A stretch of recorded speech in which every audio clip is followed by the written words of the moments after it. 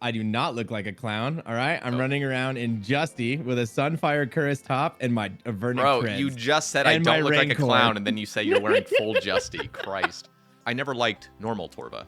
And then they tried to like kind of fix it, and they just sort of Band-Aid fixed it. Just Torva has never looked I feel good. that. It's almost too symmetrical and like sort of Robloxy. Dude, I'm very careful with the propaganda I push with Behemeth, but who's scripting the most? I mean, I'm pretty sure it's you, right? Kind of making the Oh yeah, bro. Oh god, yeah. This is not. Yeah, you have a lot. Do you understand how large of an influence you really have?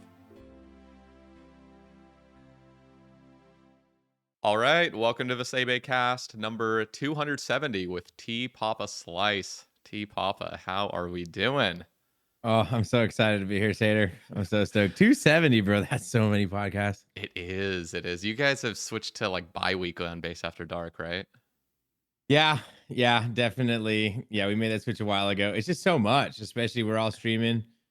And I think a lot of that switch had to do with Behemeth as well. Like that's a grind that we're on, constantly. And that takes a lot of time. So between streaming, running Behemeth, and doing a weekly podcast, that's kind of a lot. Yeah, I've already had to slow the brakes a little bit on Say More. Just a little, just for like, at least temporarily. I don't know if you've listened to any of the Say More episodes, but like... I saw that. That's with Sinferna and Ubru, right? Yeah, and Trey.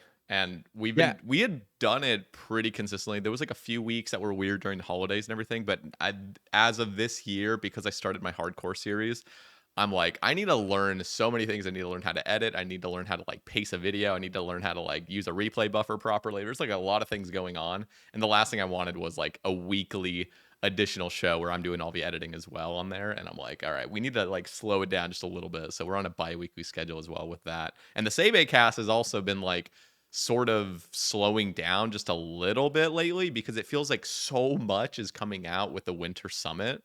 And like, I've reached out to several JMods and they're like, yeah, I just don't even want to be on it until I can actually talk about the reveals. I'm like, that's totally fair. So you are like the perfect guest for this little like cushioned area right here in the beginning of January. So, and honestly, I'm excited. Yeah, no, I was just watching your YouTube video. I was telling you this, but for the audience sake, I was watching your latest YouTube video talking about it's so funny because like I think it's your second to last video is like why all new bosses suck, and then your your latest one is why all new bosses are like perfect or something, or like really good. Yeah, my most recent one is why it's because you can A/B test titles on YouTube now, so I don't always exactly remember what title it's on. But yeah, the new one is why new RuneScape bosses are perfect, and the one that was last week is why new RuneScape bosses suck. Yeah. So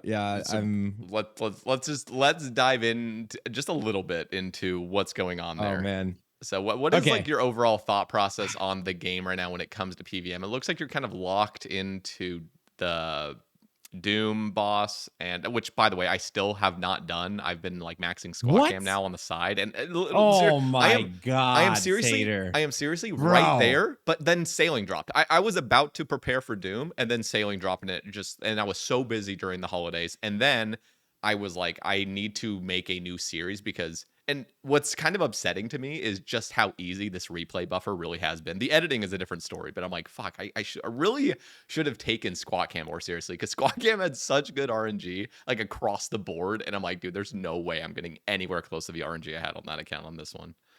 But I mean, spoilers, your video, you got fletching knife on final pull, right?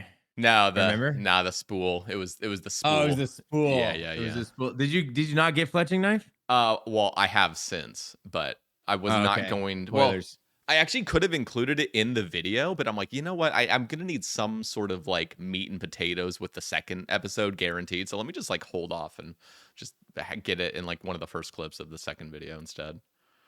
So this is called content creation mindset, brother. Anyway, no, that's good. I'm rambling on. I asked you a question, then I went on my whole thing. So let's circle back. So we got to touch on how you haven't done Doom. So where I'm at right now in RuneScape is forever I played hardcores, and I loved hardcores, and they kind of limited me in a way. Like it was so much harder to learn. It was so much harder to get better. It was so much harder to just like have a super progressed account. Mm-hmm. And right now I'm in the spot where I want what you have. I want an Ironman that's fucking geared to the tits, you know? Like I want like Sae Bae. Yeah. I want the BIS and the 3 combat styles. I'm getting there. I need a couple things. We can talk about those, but I want the 3 BISs, and I want Blorva, and I want Radiant Oathplate on the Iron, and I also want to max it. So my real goal is like a maxed Blorva Iron right now. Like and then Radiant later. So that's all I'm doing. Like I'm probably playing like 10, 12 hours a day. I'm nonstop on this thing right now. Hell yeah. I can't believe you haven't maxed yet. I mean, I guess you're pretty close. Dude, I'm kind of getting there. Like I never thought I would do it. And like I'm about to have 1599s. I think I counted today, 16. Damn. Yeah, there was just a couple skills where I was like, man, I'm never gonna get a 99 in that. And there's still a couple that I feel like, for example, I'm doing it right now, but agility, like I can't conceptually think about grinding 99 agility until it's the last one. But for me, a big mental block was 99 rune crafting. And I got the shadow and I started to craft soul runes. And I was like, oh, this is flying by. Like I'm easily gonna get 99 rune crafting. I'm gonna get it the second I kind of like want to do it. Cause I like while working on Behemeth, I do probably get about like 3 to 4 hours of pretty AFK stuff I can do every day. So it's really been helping with the maxing. Yeah, so once I realized I could get 99 rune crafting pretty easily, I was like, oh shit, I'm so good at max. The only mental hurdle is, like I said, agility. But every other skill I think I can do pretty easily. Bro, there's so many ways to just AFK agility. Like if it's truly that painful for you, I mean, you're only 88. I just looked you up. So like, have you ever done Sepulcher? I would not even recommend doing Sepulcher until 92. I've done it. I've done it. My issue with Sepulcher is like if I'm looking to be that focused to the game, I'm gonna want to go Doom. I'm gonna want to go TOA. I'm gonna want to go Cox, and it's just so hard for me to like know that I'm gonna be that locked in. Like I look at all the skills, and when it gets to the point where I just have agility to do, and I'm looking at my skills right now, I know that's how it's gonna be. Like I'm gonna get them all done, and then there's gonna be agility.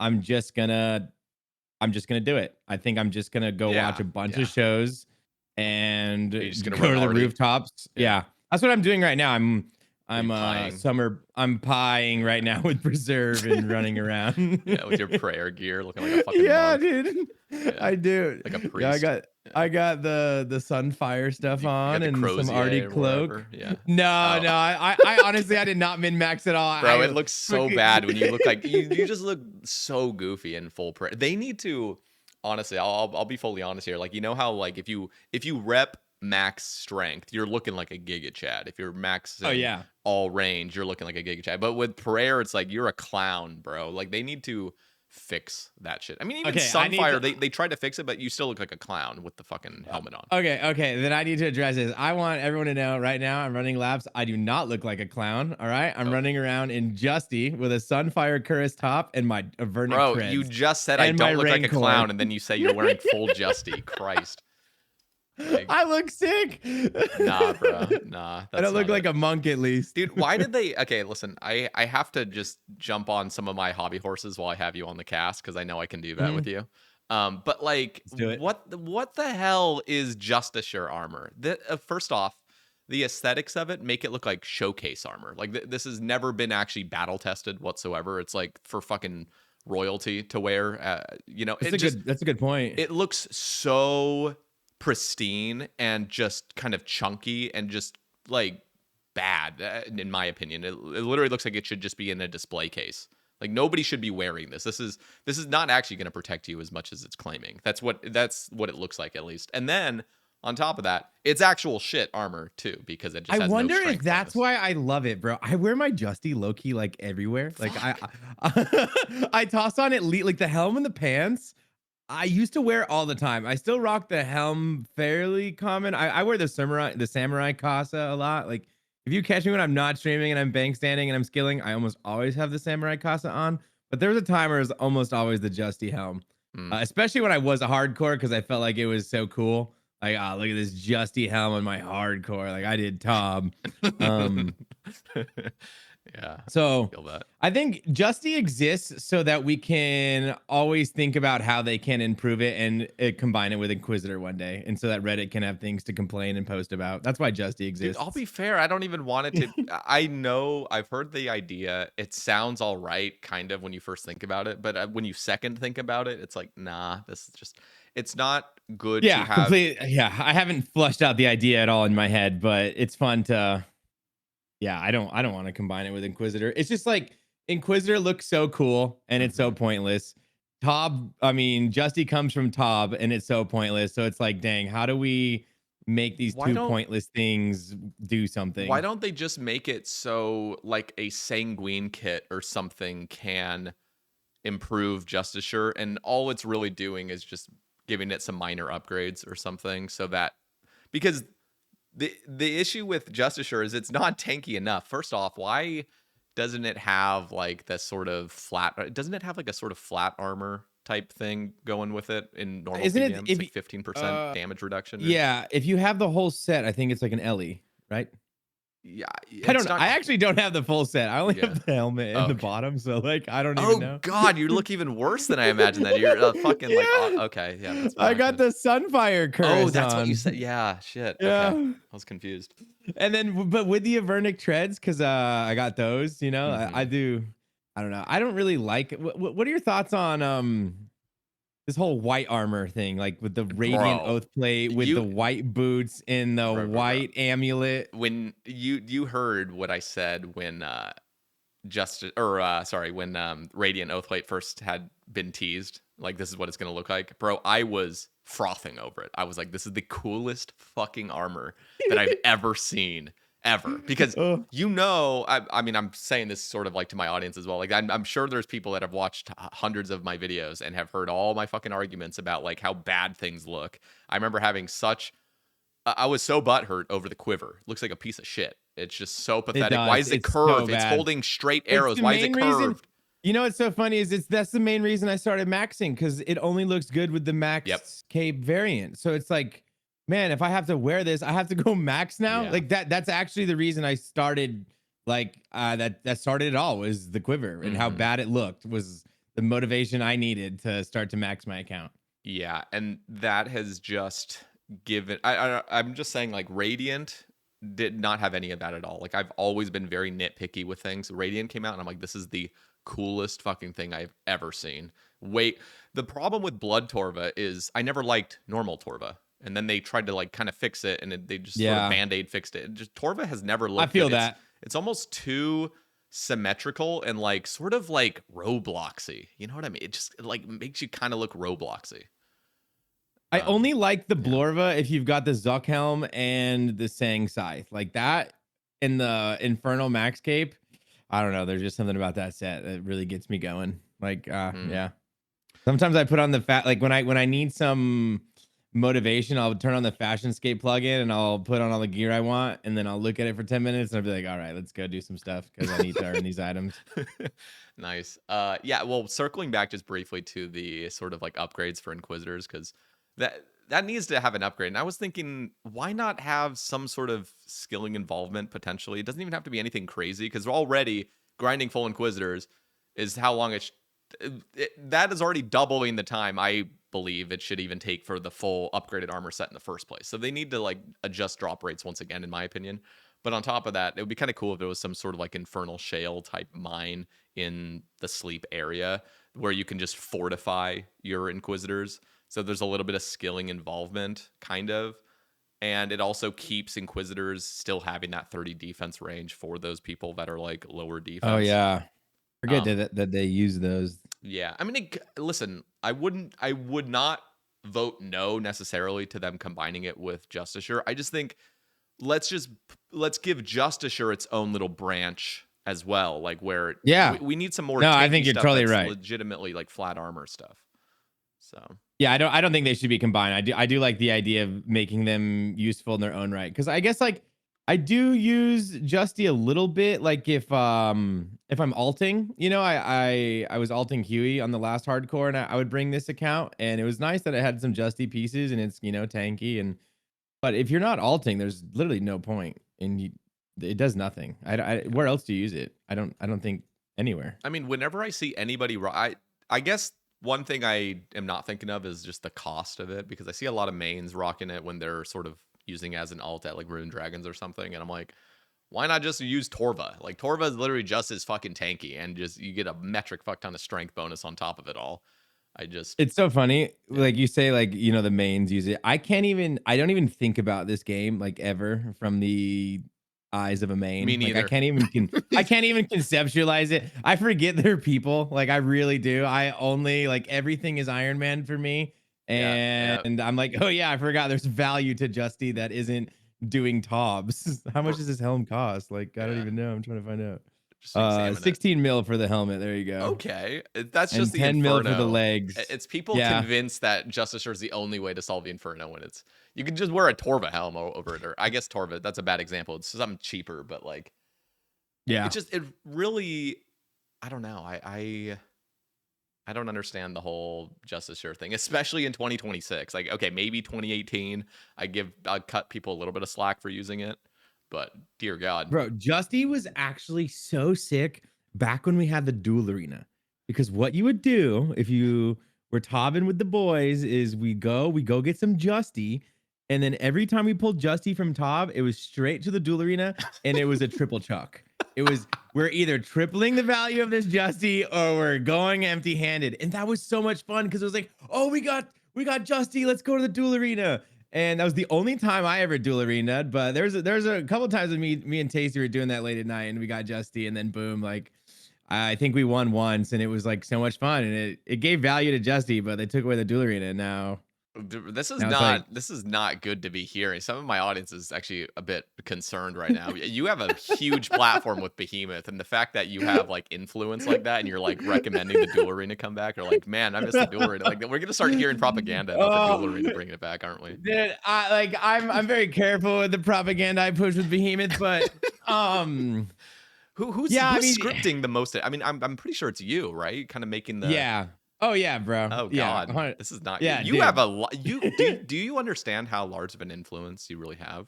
Absolutely, yeah. Daily uploads of just like it's the most flooding, fun. yeah, just flooding our ears and eyes, just like give us Papa's takes on everything. This is great. But here's my main take. Okay, like if I get this imbued heart before they fix it, you're never gonna hear another complaint again. So I better go dry. That's like my one gripe. But this imbued heart that just will not happen.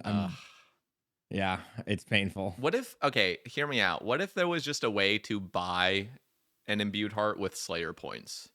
So, I just think about this all the time. Here's my solve to the imbued heart, okay? Because I think the imbued heart is Ironman is the greatest game mode in the history of all video games. There's nothing more fun and nothing more rewarding, and everything is pretty flushed out, and there's a lot of great avenues, and there's tiny tweaks I want to make. However, the imbued heart just makes no sense. I recently got a shadow a couple months ago, and I started to do DPS calcs of, okay, let me go get some Ancestral. Let me go get the Magus. And the imbued heart was worth the same amount of DPS as getting the Ancestral top, the Ancestral hat, the Magus ring, and I believe upgrading to Confliction gauntlets. It was worth 4 items. Just the imbued heart upgrade. That's wild. And that grind is no, I mean, it's just ridiculous. And it's like so rare. And here's my issue with it. And here's why it just doesn't make any sense. And I do have my solve as well. On my way to 99 Slayer, I was barely bursting. I was almost exclusively bossing because I needed to go get the clogs. I was doing so much Hydra. I was doing so much Araxor. I still don't have the Hydra Claw. So like I could have kept bossing. Like I got to 99 without getting all the Slayer items. So I'm just like, I just did all this Slayer and I barely even had a chance at getting my imbued heart. This is insane. So I think my fix is, I think the imbued heart should be added to all the Slayer boss tables at a rate of like 1 in 10,000, 1 in 5,000, 1 in 15,000, depending on whatever boss it is, you know, scale it so it balance and makes sense. But like, give me a chance that I can get a heart if I did mostly bossing on my Slayer journey. Yeah. Because like I didn't, and now I'm just doing post, and I do all this complaining, but I do kind of find like these Araxite tasks are kind of therapeutic. Like I really like they're fine. Mm-hmm. I am, however, only 14.5 million XP in, I will say. So like I've only done 1.5 mil XP ish post 99, and I don't hate it yet. I don't really like the Smoke Devils tasks. Those ones require a level of attention I don't really like to give them, but the Araxite tasks are fun. Anyways, that's my fix. What do you think? Yeah, I like that. I just think, I mean, there's probably going to be some issues. So, for example, if you were to just make it so any task kind of just has a chance of dropping the imbued heart, regardless if Well, no, it's just you're just saying just the bossing. Kraken, just the Kraken task. Like if you're killing the Kraken, if you're killing Cerberus, if you're killing the Alchemical Hydra, Oh, if that makes you're sense. So it's still a bossing, Slayer creature. It's yes, not just no, a it has to general be a Slayer Grardor creature, task. and no, it has to be the Slayer bosses that require the Slayer Oh. level, like Oh yeah, to that makes so much more sense now that I think about it. Because I was just thinking it was I'm just looking a at it now. like a So boss task, but yeah, no, it would be Alchemical Hydra, grotesque guardians. yeah, see, GG's, Araxor, Cerberus, Kraken, Abyssal Sire. Yeah, Yeah, and GG's. that makes perfect sense. It should have a drop chance. And I think it should be balanced around like drop rate. Like, I'm not even saying make it like really Good. easy. I'm saying like, Yeah, just have a chance of it, right? yeah, give me a chance. Cause it was so sad that, I went dry for the claw and I didn't even really get to a chance at the imbued heart because I was focused on the Hydra Yeah. claw. You're I'm just like, now I'm dry on both. Like, what the heck just happened? I'm 99 and I don't have either item right now. Like, oh yeah. my god. That's not. You're right. Actually, that would make a lot of sense. And they don't need to even make it that crazy. It could still be way more efficient to just actually kill the little guys. But even if there was like still, let's just 100%. say, you had a 250 task of Abyssal Demons and a 250 task of Abyssal Sire. Like I would even be okay if killing the 250 Sires was only like a third of the chance as it was to have just barrage 250 Abbey Demons. Yeah, absolutely. It's like a third of it. I agree. I think like maybe it should be weighted so that the traditional way is still the better chance, but give me a slight chance, please. You're right. I would be totally down for that. And that would make those bosses actually feel a little bit better doing right now too. Because right now, like on Squat Cam, I got so fucking lucky on everything. Like Araxor, Hydra, Serb. I got lucky on every single thing. And I was just thinking, like, right now I have to kill the baby Araxites, even though I don't need another pair of boots. I'm just gonna be doing that, even though I kind of want the white Rancor. But I can't justify the white Rancor without an imbued heart yet. And it's just like, god damn it. Like, I wish I could just do both in one, Just kill Araxor the whole time. And I think it's just, and this just goes back to like how OP the heart is. Ever since they saturated it, it wasn't always like this, but the moment they gave us that saturated heart, the DPS just got so insane with the shadow that it's now worth 4 other upgrades. Like, think about how many chambers you can go send to go get the top and the hat, and that's still half the DPS of the saturated heart. Yeah. Increase. Like the saturated heart feels, first of all, I think the whole heart thing in general was the mistake. It's not that big of a mistake. It's just like, whatever, I'll deal with it. I never lose sleep over it. But I'm like, imagine they had just come out with like a divine super combat squishy where you just squish it every 5 minutes and it just gives you a full. It's such an insane item. It like, is. It's just it's unlimited. It's unlimited, and it just feels weird. Like, why didn't they just go down the route of super magic pots that were just very traditional? And then what you could have done is had that we could have eventually had an overload that is just all 3 combined. Right now, we're not even in a place where we can functionally have like an overload because it just doesn't really make that much sense. I mean, because in my head, an overload in the main game would still just be the plus 118 for melees, plus 112 for range and magic. But I'd want it all in one potion. And if anybody is thinking that's OP right now, it's really not, because you're only saving 2 inventory slots for very, very, very rare circumstances where you're even using all 3 styles. Like where or using 2 styles, I guess, and you just want to use the extra money, I guess, to make it like an overload for it. But it just feels odd that we can't really go down that route now because we have the saturated heart. It feels very strange to have had that. And the saturated heart, don't get me wrong, using the normal imbued heart felt like shit, but the saturated, it's so good, and I just wish they had never come out with it in the first place. The same thing with blood shards, even though these days I feel like I actually am less annoyed with the blood shard situation because of the Rancor. The Rancor really did help. Yeah, I only use my blood shards now if I'm like learning something. And even then I kind of still don't, because I know I'm just gonna end up banking it anyways. Yeah. And the whole time you're using it, it just feels like shit because I'm draining this thing. Like, it never actually feels good using No, it's draining the thing, and it only heals when your HP is above 80, I swear, bro. Yeah. It never heals when I need it, dude. It never heals when I need it. Yeah. I'm always like, blood shard, please provide, and it just doesn't. It doesn't provide when I need it. The Blood Fury 100% should have a overheal mechanic, even if it was just to like 109 HP, just like 10 HP more. Yeah. Like no, that's actually a great. I never thought about that. That would give it a lot more use. And then I'm like, actually, do I even want it to have more use? I don't know. Yeah, that's a good point though. But then I don't know what you think coming with Blood Moon Rises. Do you have ideas? My guess is there's going to be some sort of Slayer only area for Vyres, maybe like some I don't know, like multi-area Vyre. I'm trying to think if we're going to get the ability to just kill Vyres with whatever we want. I think that might be the case. I'm hoping that Blood Moon Rises gives us that one big jelly blood boss from that one game jam. Yeah. Blood jelly. Like, then like, what is it, 10 mil for a blood shard? That's just like what I'm blindly hoping for. I don't know the impact of what that'll have on the game, but I remember seeing that game jam post and I was like, you know what, fine, let me just go buy some blood shards. The thing we really need is just fix pickpocketing, and I'm talking like a global fix to pickpocketing. Have you heard my idea of the stun deflectors?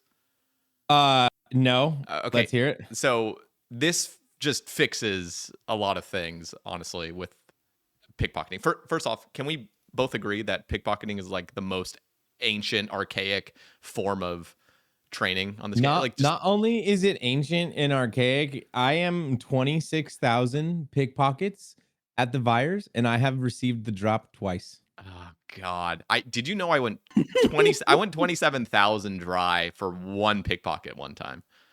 Only once. I got lucky on the first couple I got, and then I went on this massive dry streak. Yeah, that's twice as bad as me. But yeah, I've been there. Like, it's rough, bro. That was rough. Straight up like that was a work week. I was clicking for 40 hours to get a pixel drop that was gonna last me a little bit. And that's crazy. So in my head, I'm thinking, okay, we need something to just make the grind feel a little bit better. And the way you can do that, there's like several options, but one of them is the stun deflector idea. So there's going to be the stun deflectors in essence is sort of like the day alt mine, where you perform less rune crafting, but you spend a good chunk of time AFKing something that's going to like just speed it all up. So the stun deflectors would come from some sort of thieving minigame or anywhere, really. I was thinking the Rogue's Den. It could come from there, where you're doing the Rogue's minigame thing. Okay. But it can come from anywhere. And in fact, it probably wouldn't even be a good place to come from the Rogue's Den, because that is more active. I want it to sort of be an AFK thing you can kind of do on the side. But you're going to build up these stackable stun deflectors, and each one basically just permanent or just completely dissolves the stun that you were just about to get stunned with. So when you're pickpocketing Vyres, you are still going to be incentivized to use Shadow Veil. You're still going to be incentivized to use all your dodgy necklaces and everything, but you're also going to bring a stack of these stun deflectors with you that you spent AFKing being inefficient, getting all these stacks of them. But now what you're going to see is every single time you're about to get stunned, it completely deflects it. So your XP rate is going to shoot through the fucking roof, because you're never getting fucking stunned ever.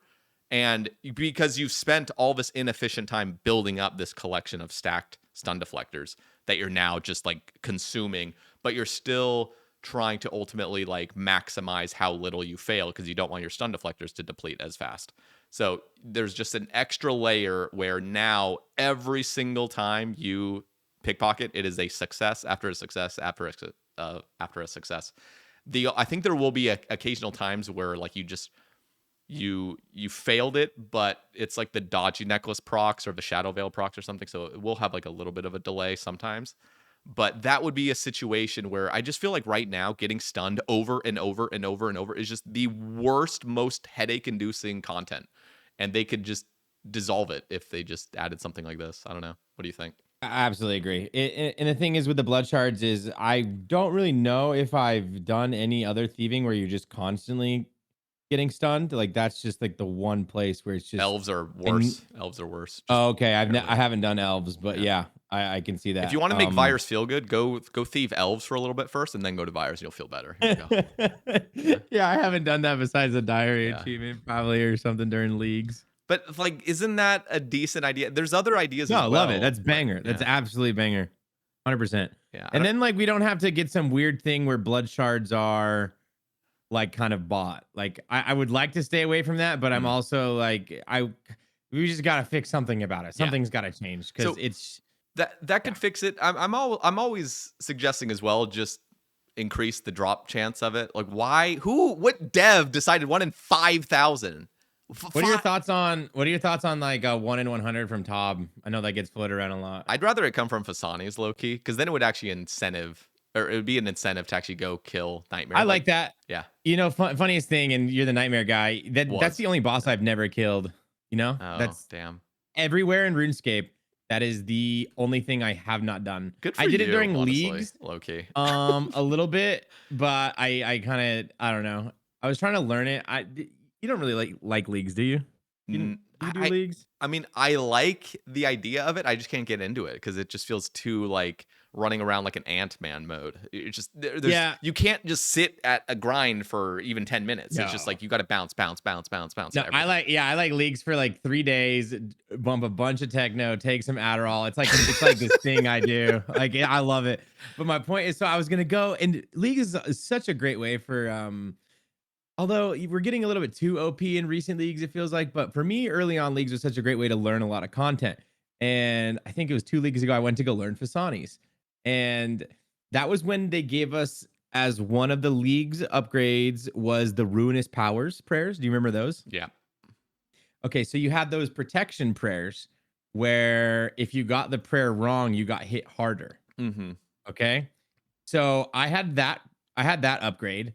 And then it was also the leagues where it wasn't the Echo one, but like all the solo bosses were made a lot harder to kind of balance out a little bit. But then you had better drop rates. It was just give and take. But you could choose to not do that version. However, Fasani was the only one you had to do the beefed up version because we were all irons. We couldn't do the non-solo boss. So we had to do the solo boss, which was beefed up. And then in combination with the Ruinous Powers, long story short, I went to go learn Fasani's, and every time I missed one flick, I was just getting killed because he was stronger.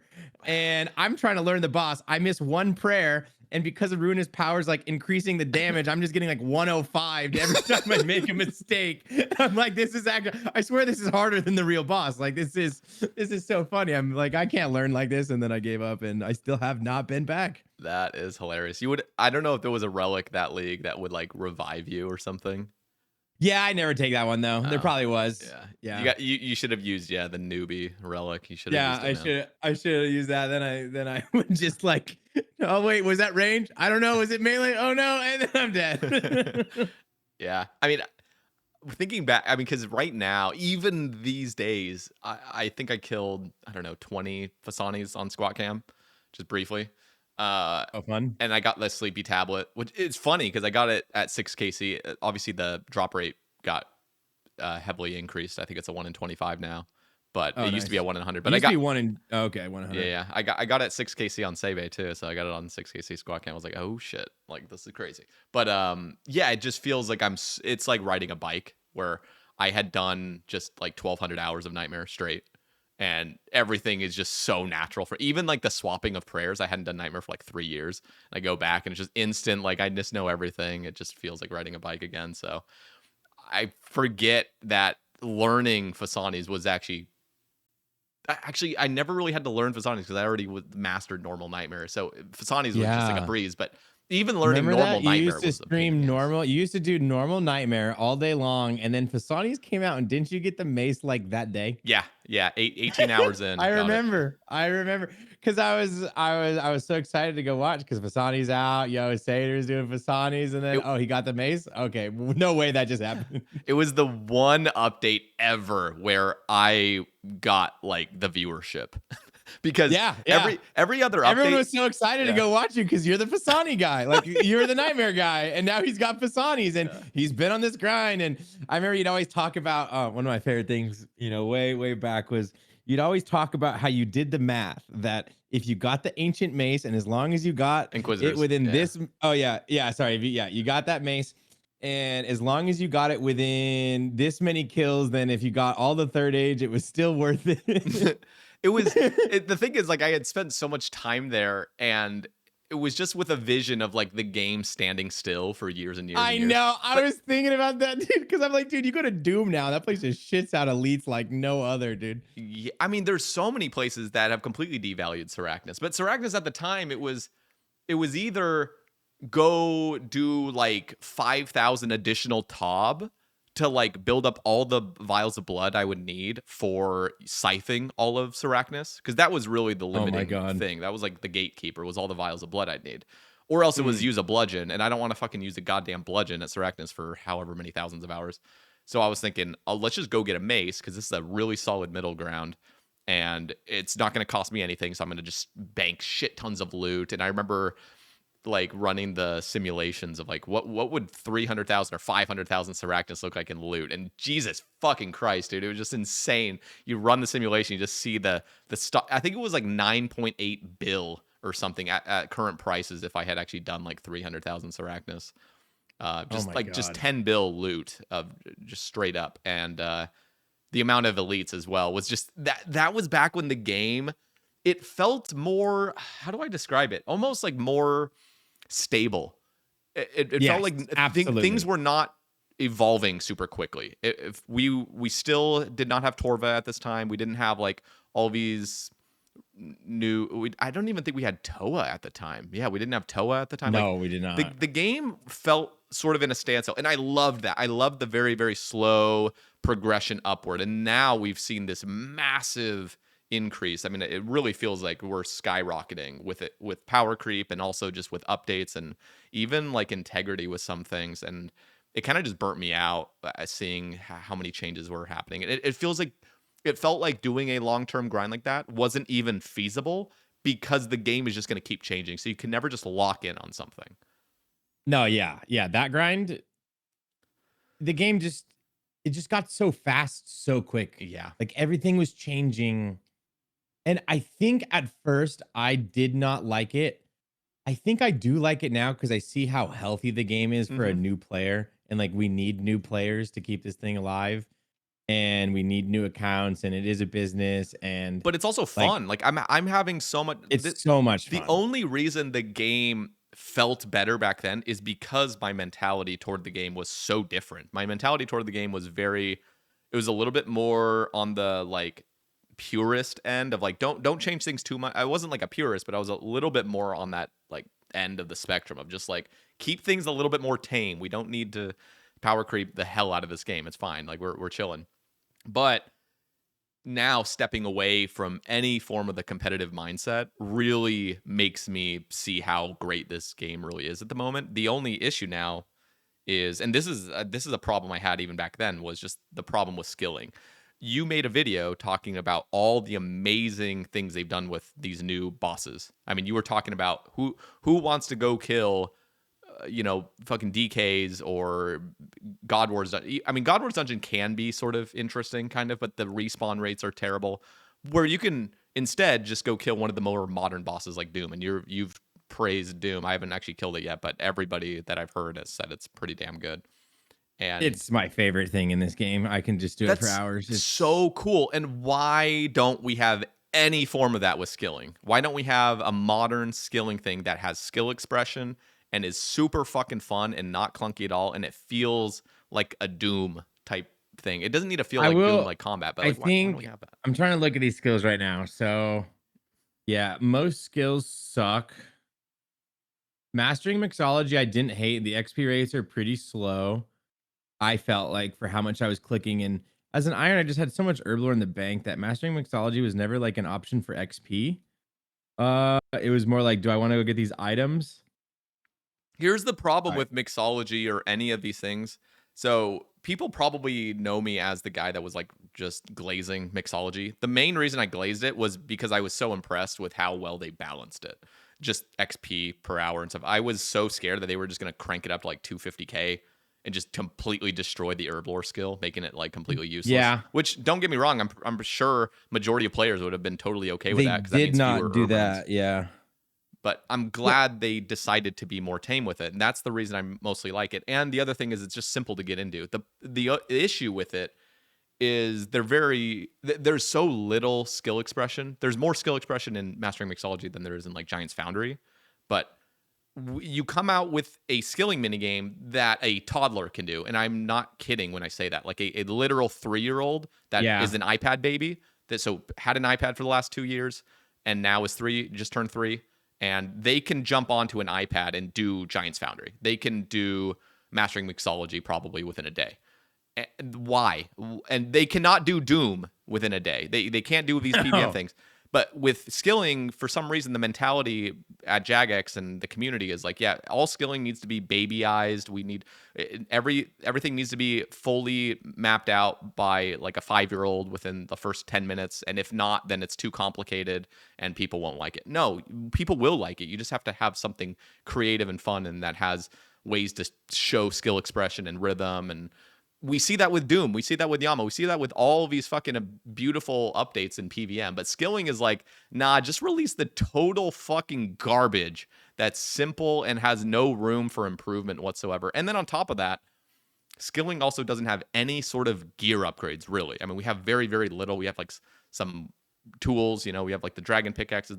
We don't have any like special attack weapons. We could have like a separate orb that charges up over time so it can't be abused with spec transfer or something, but like new tools that come out that feel engaging for PvM. Imagine you had a fucking dragon claw sort of pickaxe that charges up over time and then you release it and it just oh, that'd just be just cool. claws an ore to fucking dust and you get all these resources from it. And how good would that feel? Imagine there was no such thing as spec weapons in PvM. They just never released them. Just you're just gonna be autoing the whole time. That would be boring as fuck. That's what we get. We Yeah. have imagine every spec weapon in PvM was a dragon battle axe. You just raise your stats a little bit. Dude, I But never thought about it like that. That's a great point. yeah, How much have you done sailing? I got 99 on squat cam. Actually, I'm slowly maxing Okay. squat cam at the moment. So I would argue that sailing is that. Like, because I love the glide. I love Gwyneth Glide. I loved it. I thought the Gwyneth Glide was perfect. It was like, okay, I get to skill and it's interactive and it's fast and I'm having fun. And then you get to upgrade the boats. I guess it really doesn't. Uh, The crystal extractor was kind of like a skilling thrall. So it's like I was thralling when I was doing it. Yeah. Um, No, I mean, I think sailing's on the right track for sure in regards, but like if you look at every other skill, I think you're right. Every other skill, a 3-year-old on an iPad could do it. yeah, except for Sepulcher. And Sepulcher has a few issues as well. Don't get me wrong. But in the grand scheme of things, it outperforms like every other skilling activity. And don't get me wrong, like sailing, the unfortunate thing is that I spent most of my time salvaging. And even when I got to a PC, because I was basically mobile salvaging until like 88 or something. And as soon as I got to the PC, there was no incentive for me to go do Gwyneth Glide or anything because I'm not going to get any rewards for it. I need the ship upgrades. Yeah, you're so right. And that's what kind of makes me a little sad is I almost did no salvaging. I really enjoyed the trials, but the second I got the time on the last trial, I have not touched sailing since. I'm actually going to go back. I realized last night because I'm looking into I'm gonna go do CMs probably next stream. I haven't done a solo CM before, and I want to go get those extended staminas. So I have to go make a trawling sloop. And I started, I'm working on the upgrades on that, and I'll probably do that today. Actually, I'll go get a trawling sloop and I'll go check out trawling because I need to go get marlin so I can go and make these extended staminas. But But I liked training it, but then to your point, I was talking about this on stream the other day. Like, man, I want to go train sailing because I actually enjoy the trials, but I'm an Ironman. I need to go salvage. Like, I gotta go get these upgrades. Like, I gotta go get my dragon cannon, right? That's what comes from salvaging. I don't even know. I Yeah, think it's the the cannon. dragon Yeah. cannon. So Yeah, I gotta go get those. Like, that's a much more higher priority. But also, like, sailing combat is in such a bad spot. I think that like I'm just gonna wait until like, is this dragon cannon gonna really be worth my time, or should I just go enjoy myself and maybe get that post 99? Like, I don't know. yeah. I'm in a weird spot with sailing. Yeah, you're right that it never felt like it was that meaningful. I even grinded out like 3,000 sharks to get my 2 salvaging hooks. And the dragon salvaging hooks are like 2.5% better than a rune. Like it was Yeah. literally, I couldn't even tell the difference in XP per hour. Yeah, we were talking about that a lot on Behemeth. Like, dude, the gap between bronze and dragon was a joke. Yeah. Like, it was like, what are we doing here? And for Yeah. Iron Man, it takes that long. And also the amount of time it takes to go get those the teleports, I think they're called Shadows of the Storm or something like that. The storm shadow things. You know what I'm talking about? Yeah, the bottled storm. Yeah, the bottled storm. Yeah. So, and those take a long time and don't really have a real use yet unless I'm missing No, they something. do. Like, Those bottled storms have hella use because they allow you to teleport to your boat. Meaning you yeah, can but have where are you using that? I mean, you can have 5 fucking boats. So you have a boat on, like, for example, if you wanted to, I don't know, uh, quickly go back to trawling, you could always have your boat parked at like the waist area and just teleport there immediately. Okay. You don't have to use anything. You don't have to use any garbage. And then if you wanted to continuously salvage, but you also want to do some herb runs and stuff alongside of it, you could just pull up to that like Sunbleak Island or wherever it's closest to that southern area where you salvage. You could have a bark or a boat parked there with a bottled storm, and then you could have another one like somewhere else for clues. I know like Scott VC grinded out like 3 bottled storms, and his purpose in doing that was because there's like certain clue steps that have come out as well, and he just wanted an instant teleport there, which is another reason to do it for like completionists. I was just watching those guys grind it, like Scott and Rice Cup, and bro, they like those were gnarly grinds. Like that's a big time. Scott got fucked in the ass. Yeah, he bad. he did. I remember that, and that's rough. Yeah, that's because it's a 1 in 500, and I think he went 6,000 for 3. Yeah, so I think that's the numbers. You should have had 12. He had 3. Ridiculous. That's insane. And yeah, so there's some changes that need to be made, but I actually enjoy sailing. In fact, my new hardcore, I'm going to be implementing. So I've been so distracted with these other grinds because in order to actually like fully enjoy sailing, you need to grind out construction and smithing. Like you got to have the boat stuff ready. And I've been at Motherlode Mine building up. I'm going to have like the Addy bars to build like a sloop helm. And so like Addy helm for that. Because I'm pretty sure it's just up to Addy that is required for like those harsh waters. I don't know if I believe you are correct. Do you need rune for any of it? I don't think so. No. Okay. I'm pretty sure it's just Addy. Even if it's, listen to this, dude. I don't know if you've ever done Blast Mine. No, I've never done it. So Blast Mine, you can actually start getting runite ore 10 levels earlier. There's something kind of interesting about Blast Mine where like at 75 you start getting runite ore. And the dynamite is kind of an issue. You could just do chambers, obviously, and stack up a shit ton of it. But if you're not going to do chambers first, I was thinking on my account, I could just go buy dynamite. And there's a stock right below, like in Lovakang, where you can just buy the dynamite, and it's like 500 each or something. But it turns out at Deepfin Point, in the mine at Deepfin Point, there is a dynamite shop there that sells it for 125 each. So it's like 4 times cheaper. The stock is only 20, but it's close to a bank. So it just means you just buy 20 and bank it, buy 20 and bank it. I think you use about like 300 an hour or something. But I'm like, fuck, like I might just go get my runite ore from that and like really pimp out my ship on this account at least. It'd be kind of an interesting little route to take. Yeah, I've on my ships, I've been pimping them out. Whatever's just like the best, even if it doesn't really make that difference. I'm like, yo, let's toss the root on there because I just got enough, you know. Yeah. I just, why not? If you've got that end game iron with all that extra shit, just toss it in there. Yep. The one thing you bring up, Deepfin, that might be my favorite thing from sailing is that Deepfin teleport.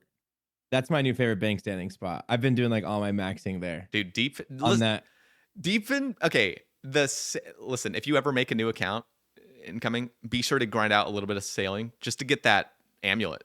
As soon as you get that It's amulet, insane, it's so OP. It is so. bro. It's like an Bro, eternal glory, but like more OP.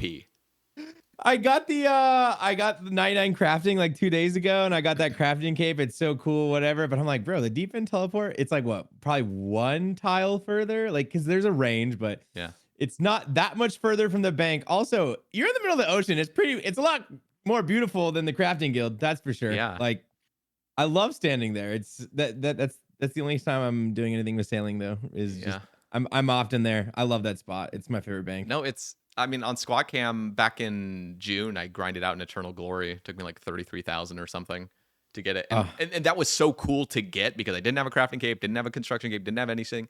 And I now had a variety of teleports to just use unlimited times. But the only real good one was the Edgeville one, which is actually closer than the crafting guild by 1 tick if you actually click on the banker instead.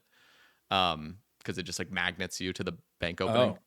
But now with the new, like on Squad Game, I had the Eternal Glory, but I was rocking the amulet. What's that amulet called? Sailor's Amulet? Is that what it's just Sailor's Medallions? Amulet? Medallion of the Deep is different. I think it's just Sailor's Amulet. I think you're right. But that thing is so OP. It's more OP than an Eternal Glory, and you just have to charge it with law runes. Is it 1 law per? It's like 1 law per 5 teleports. Is it? Let me, because I heard something. No, about it's scaled. I think it's 1 law per 5 tellies. There's no way. Let me see. The Sailor's Amulet uses 1 charge per teleport. 10 charges can be added with 1 law rune. Oh my god. yeah, dude. That's not the most insane thing ever. And then what? It's just water runes too. It's like not even. Yeah, it's 10 water runes, meaning only 1 water rune per telly. 1 water rune and a 10th of a law rune. What the fuck? One of the closest teleports to a bank in the game. It requires 40 sailing, right? 40 sailing, I think is it. Listen, it's wild. Listen, selfishly, I enjoy this because like it'll just be nicer for my account. But why are we doing this? Why are we making it not just a law rune? Yeah. Just do it a law rune. Jagex, like every drop table just shits out so much supplies. And for some reason, the costs of everything are just continuously diminishing. I mean, the scythe got cheaper to use. This thing is just, barely honestly, anything. The thing with that Deepfin teleport, and it's so OP and it's pretty busted as we're talking about it. Dude, I don't see anyone really using it. I'm there all day long. And I sometimes it feels like I'm the only one. And I'm like, do people not realize that this is the most busted teleport in the game right now? Like, unless you're maxed, like it's insane. Like, it's no, nice. Like who has Eternal Glories besides Me. you? Twice. Not a lot of people. Okay, but Eternal Glory, it's a good segue because I have a question for you. Yeah. You're starting the new hardcore, and your goal is maxing with an Infernal Cape, Quiver, and Major Rating 2 Cape. Yeah. There we go. Besides that, do you have any other bucket list items you want on that account? Because for me personally, I have always had this desire to have a hardcore with an Eternal Glory. Like that to me is like, damn. It's how many hardcores do you think have Eternal Glories? Like that's not a lot of people. That's not a lot of people that have that. Here's the thing about Eternal Glory hunting on a hardcore. There are many hardcores that have Will the Elite done. Because you can get Will the Elite done pretty easily. It's not actually that dangerous. Yeah. I mean, I've done it multiple times. I never died getting the actual tasks done. It's pretty simple. You can just kill the single variants of the bosses to get that done.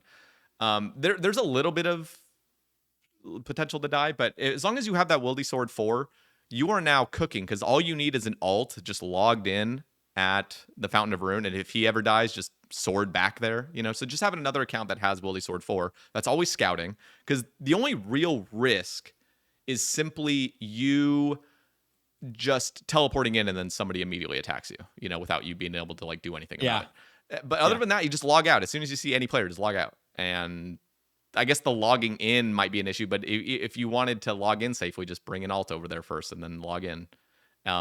Listen, I grinded 33,000 Eternal Glories on this account.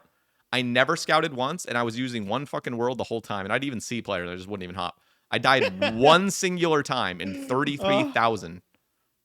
That's And the that reason I makes me died, want to go get that item the on a reason I hardcore. died is because I AFK'd in the wilderness. That's the reason. Oh my I was god. just sitting out there because I was just like, I'm not gonna get attacked. I'm just, and then I did. I'm like, oh fuck. So it's Yeah, so do you have any bucket list items besides the 3 capes and the max cape? not Anything real, else you've thought about? not really. I think I mean, you already know how I feel about hardcore. I'm not actually that big of a fan of hardcore. The the main reason I decided is because I knew I'd get less grief making a hardcore than I would if I'd made a third Ironman. I would just not hear the end of it. You know what I mean? So true, Yeah. bro. So like deep down, all I really wanted to do was just make another Ironman and actually make a series. Like actually put some fucking energy and time and effort into this thing. Because with Squat Cam, that was my intention, but I didn't do it the right way. I was not prepared. I didn't know what replay buffer was. I mean, I think I knew of it, but I It's so hard. People don't realize how hard it is to just to like actually have pacing and storytelling, yeah, and it's it's so difficult. it is difficult, and it genuinely takes time, and So much time. it takes so much time. But for me, and there's really no big payoff until you become very like grounded in a series and people are actually enjoying it. Because my intention this year is I need to do something different. Because right now, like streaming has always kind of felt like a sort of uh, I don't even know how to describe it. It doesn't feel like I'm growing when I'm streaming. It just feels like I am using, or I'm just kind of showing up for my already audience. And it really doesn't feel like I'm growing Yeah, that much. It just feels like the kind of fun thing. And I had been doing that for years where it just really didn't feel like I was getting like the growth I really wanted. And it's very clear about the growth that creators really want comes from YouTube. I mean, you gotta, if you absolutely. want real growth, you gotta do YouTube because Twitch is just not there. It is for It, some people, but not for everybody. I wish I didn't like. I just have so much fun streaming, and I love it so much, and like all of my YouTube work is only because I just want more success streaming, Hmm. and it's just so much easier for me to just go live than go make a YouTube Yeah. video. And that coupled with like Behemeth, like it is like it's a real job. Like Oh yeah. it takes so much time And out of it's my every day. day. And that's the other thing, it's every day. That's exhausting. And when I took on this role, I didn't really know what I was getting myself into. I thought I knew, but I was completely mistaken. Like it's so difficult to be like, okay, I want to hop on and I want to work on my own YouTube today. And I Hmm. go and I open up RuneScape, on YouTube, and I'm trying to look for inspiration, and I'm scrolling through all these YouTube videos, and every 6 YouTube videos is one that I've made, you know? Yeah. And I'm just like, look, I'm having success here. Like this is clearly going well in this area, and I want to bring it over here, but it's so much time, it's so much effort, and I also love streaming. Yeah. And like sometimes I beat myself up, but then I open up YouTube and I'm like, here's my banger videos that are doing great. And it's awesome that I get to do this. It's not like my end goal, but I need to understand that okay, I'm having success here, and I want to grow the stream more, which will require my own YouTube. So Yeah. that's why I've been making these.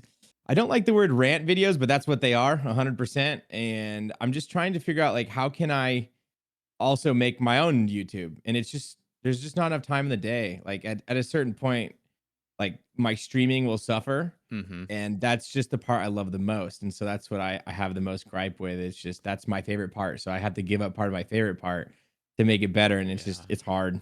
Behemeth is doing very well, at least when I see the viewership. Oh Um, yeah, no, we've been guys have crushing it, you and guys I'm have I'm been so killing grateful it. for it. It's so much fun. I love the team, me, Yeah. Tasty, Prison Joe, Asterix, and the Scold. Is We're a Ignoble well-oiled involved at machine. all? Or is he just No, no, he was going to be, but then he got big boy job, and it just didn't make sense for him. yeah, that makes sense. Cause So, yeah.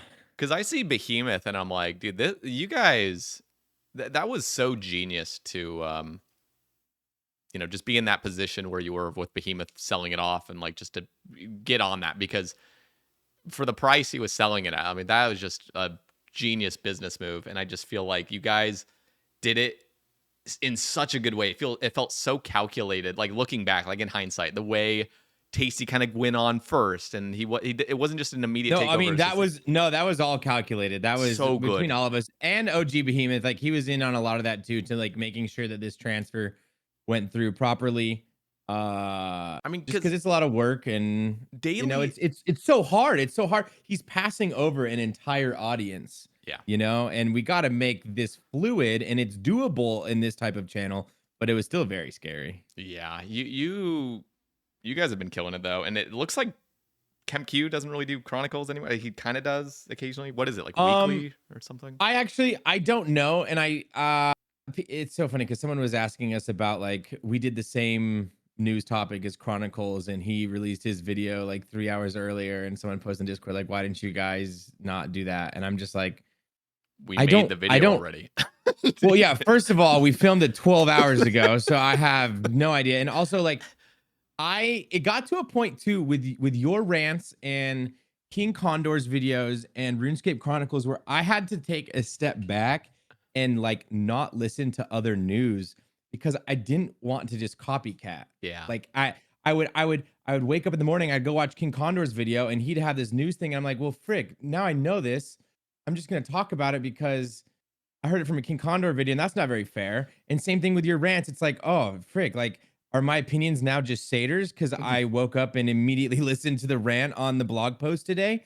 So, like, when people ask, you know, I don't even look at RuneScape Chronicles. I don't even know if they're posting. I go back maybe every couple months to see the frequency they're doing, but it's not. I kind of act like they don't exist. So, and it's the only way that I can do the daily without Yeah. like getting in my head about what everyone else is doing. No, that's totally fair. I And haven't I really don't, seen I don't- Chronicles stuff. I mean, I know I'm still subscribed, but I never see their video. You guys have remained so incredibly. Have you guys even missed one day? It's been every single day since acquisition, I right? think we've missed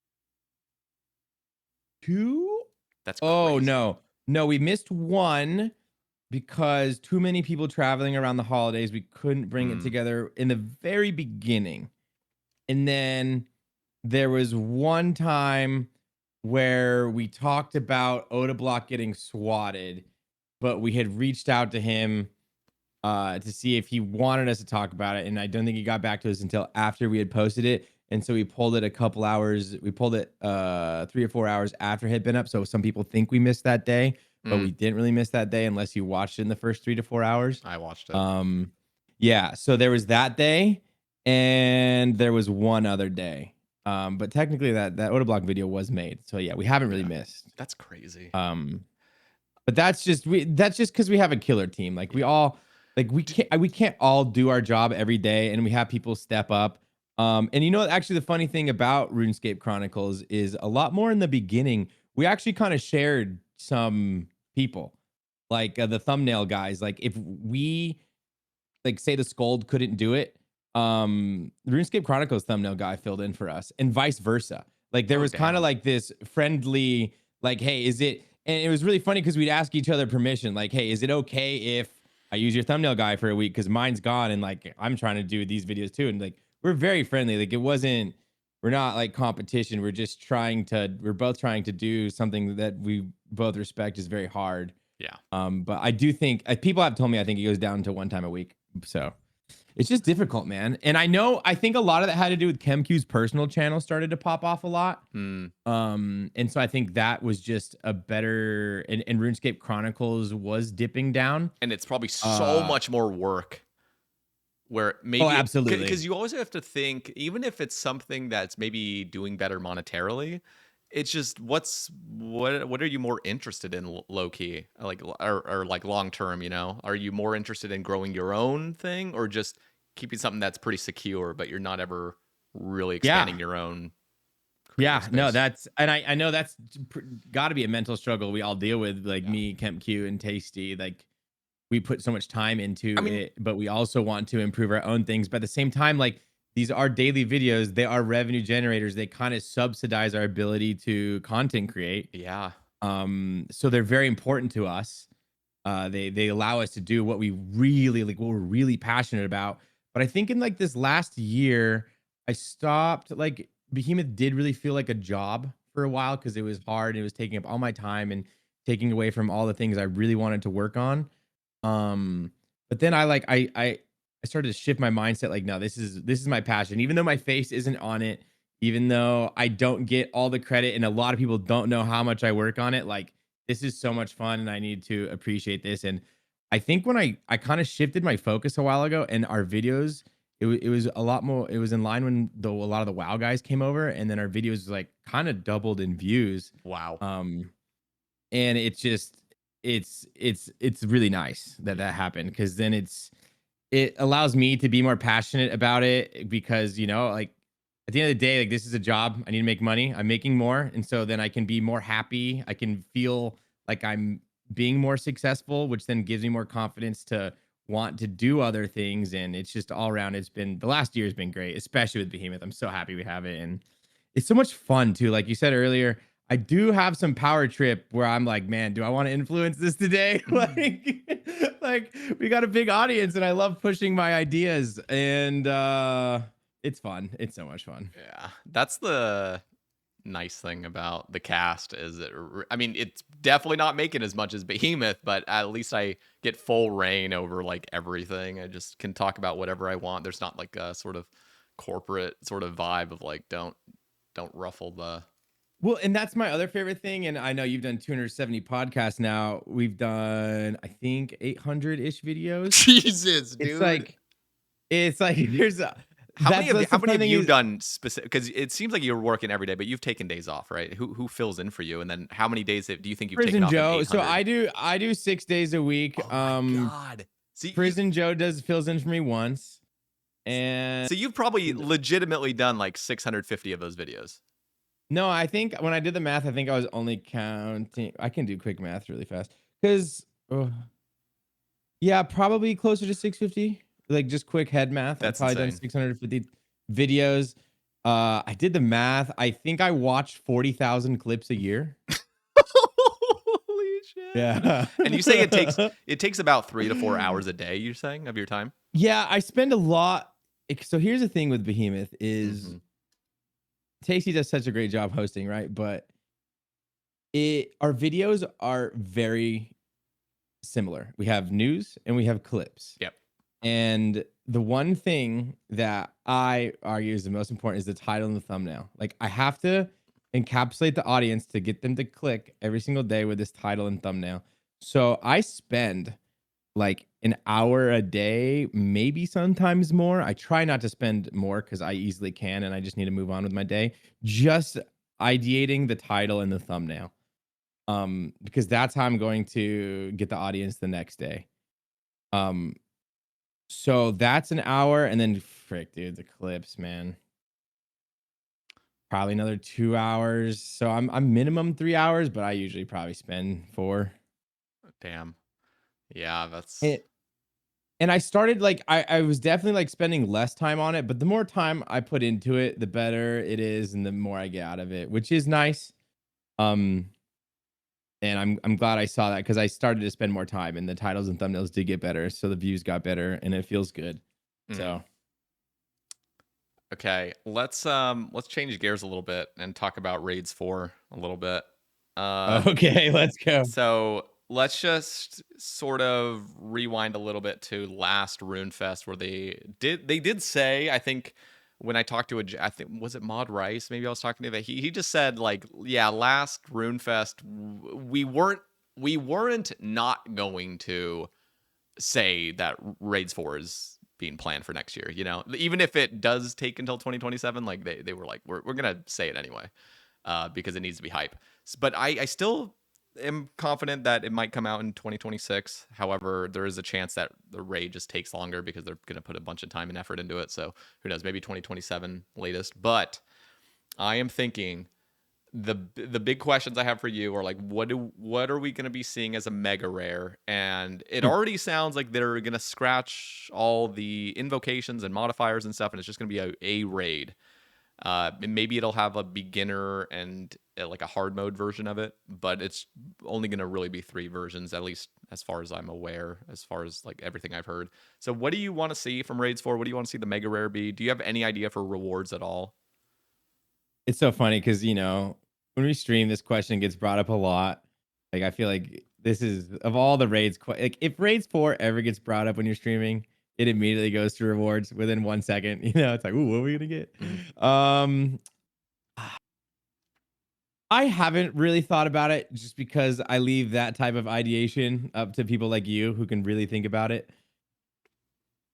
I have heard a couple things, and I think the Divine Shield, right, from RS3, the green one. I know that gets tossed around. I don't even know what it does. I know it's really good. That's the one I that it's basically, so when Ellie has a 20 or has a 70% chance of negating 25% damage. So 70% of the time you're going to negate 25% of the damage that's coming at you. And then with the Divine, it's 100% chance to negate 25% damage, but the damage you take, you also lose that. You lose like a quarter of the damage taken out of your prayer, or like half of it, or something like that. So it is a completely flat armor reduction. I mean, you are guaranteed to be reducing that damage, but you're consuming prayer every time you get hit with the shield. But I still want it because it looks fucking badass. I mean, even if I had an Ellie, I'd never really use it, but it would just be cool to bank stand with it. But yeah, it would be cool. My thing is, like, where are we going to use that? Like, is that these damage reducing items just never get used anywhere? Yeah. You know, like as we were talking about Justy earlier, you know, no one's really taking their Ellie anywhere. They're the cool items, but they don't get used. So when that idea gets tossed out, I'm like, yes, that's a cool idea. I don't think anyone's going to use it. A lot of the time I hear the combined necklace, you know, the triple necklace, the anguish, the anguish torture occult necklace. It wouldn't even be the Rancor, or could you attach a Rancor? Who the hell? I mean, that's the point. It'd have to be Rancor at this point, right? It would have to be the Avernic Treads. Like, so essentially the Avernic Treads necklace, I think would make a lot of sense as the mega rare. Really? I don't know. Like, I think I need to look at the DPS. I need to really think about these items, but I'm just thinking things we don't have that would be incredible to have. This maybe the helmet slot, the triple helmet slot item. I don't know. What do you think? So the only other potential combination slot I can see at the moment being, you know, because there's a lot of controversy with the Delve boots. I mean, what are we gonna do going forward in the next 3-4 years? What are we doing for the boot slot? Are we just ever doing anything to it, or is it just continuously going to be like upgrade after upgrade after upgrade after upgrade? Oh, I think we're gonna have these treads for 10 years, like we had the last shoes for 10 years. I would be okay with that. I genuinely I'm fine with that too. I'd be totally cool with that. And I think the only other real slot that I'd want to see is gloves. Gloves, having a combination glove, going back like full circle back to a Barrow's glove equivalent that just becomes the best. That would be okay with me, but that's the limit. I don't want to see it with jewelry and other. I don't want to just see us eventually get to every fucking slot is everything. Just you're just a Power Ranger at that point. Yeah. So I think gloves is the only other slot I'd want to see in the next few years anyway.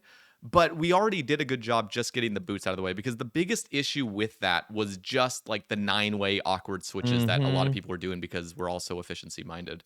And getting the boots out of the way was just a good call, as long as it lasts, as long as we keep it like that. Again, like you said, like 8 to 10 years. You know what I want to see? You've probably already heard this, but I either want like a 2-tick melee weapon or some sort of like ballista that is a mega rare. So we have the 3 different range styles now. We have a bunch of goddamn javelins all over the game that nobody fucking wants to use, because the only way to use it is with normal ballista, which is pure dog water. It's just horrible. So yeah, I would love to see an improved ballista, and I'd even love to see a stationary ballista that comes out alongside of it. That doesn't have to come out for the raid, but I'm thinking, dude, imagine being able to have a stationary ballista on a boat. So you have the option of either having a cannon or a ballista. The ballista shoots out javelins, so you don't need to buy a bunch of cannonballs. You can just use the javelins you have.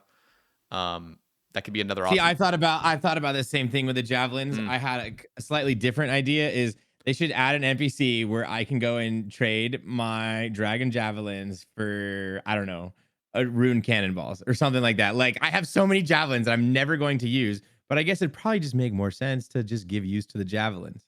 Yeah, why don't we just actually make a new heavy range? Listen, raids 1 was the range mega rare.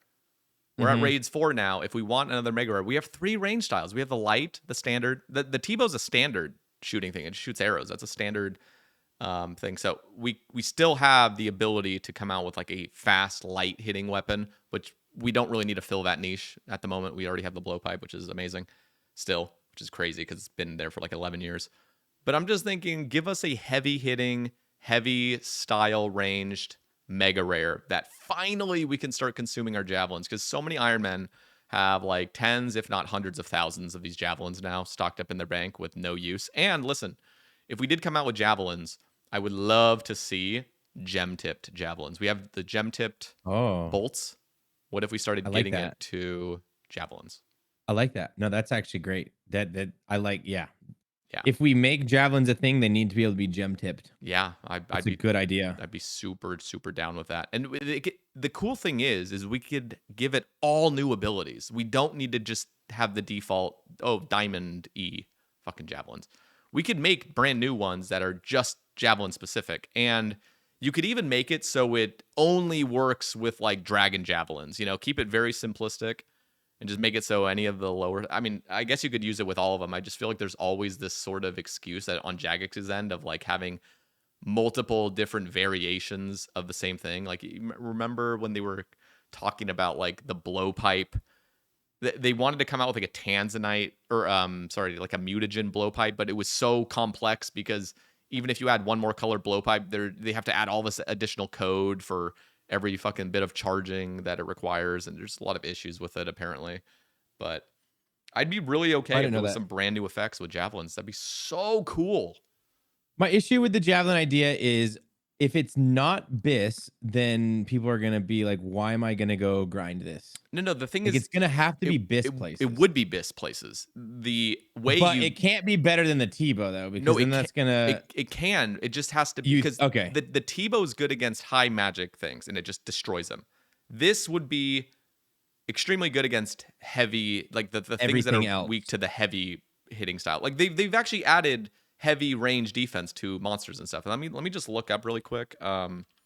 General Grardor, because again, I'm actually not really that in the Maybe it could be like a spot where, how like we don't ranged Yama, but like that is so good that like, if you have that item, then maybe you can ranged Yama. Okay, this is actually a bad example, but where's like an enemy that has let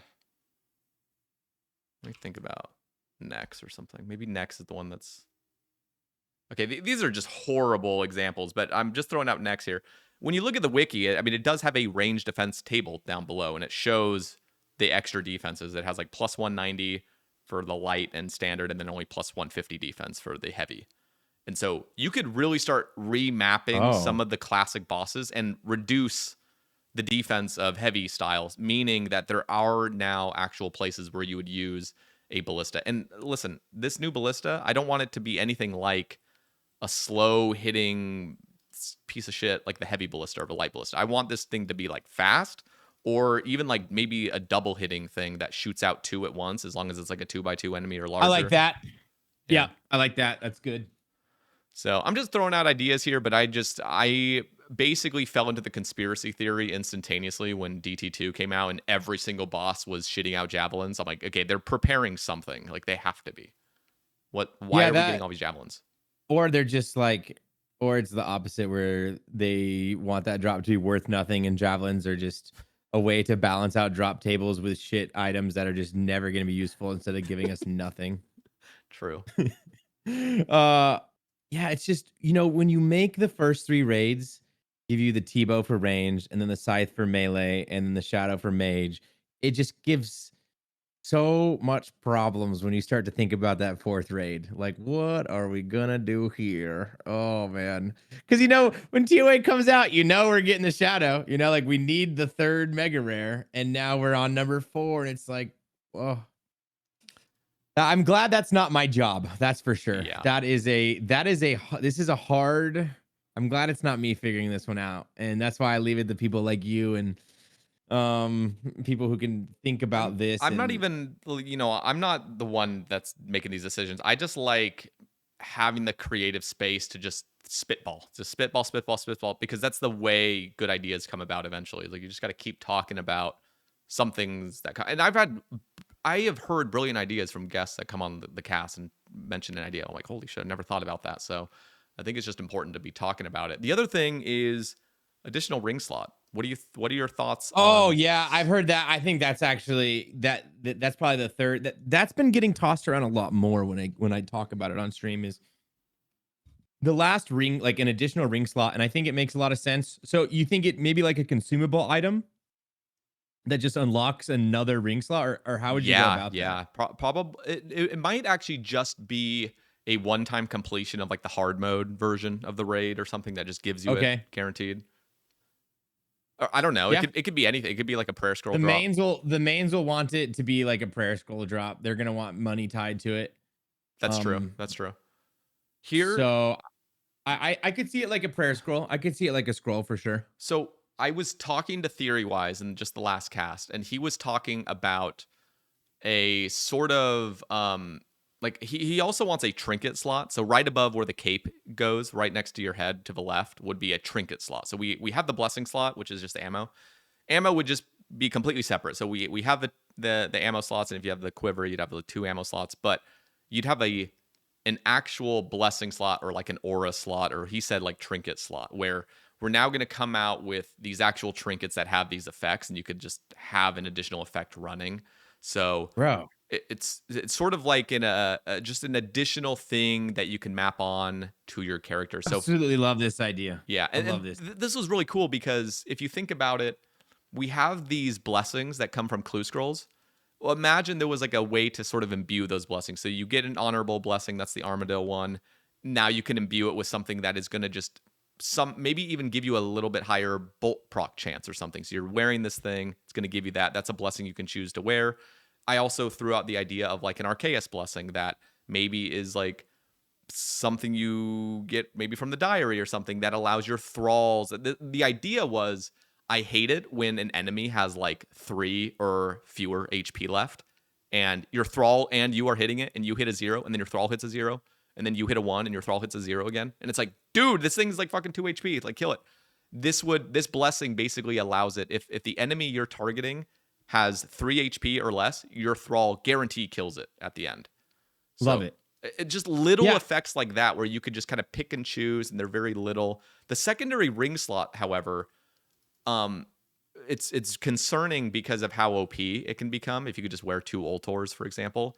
So Mm. in my head, I'm thinking maybe the trinket slot is a better route to go down initially, but if we had a ring slot, maybe we need to start introducing more effect rings like the Light Bearer, and effect rings where you'd have 1 ring be an effect ring and 1 ring being the stats ring. Yep. I was gonna say that. So the way I'm okay, this whole trinket idea, I love it.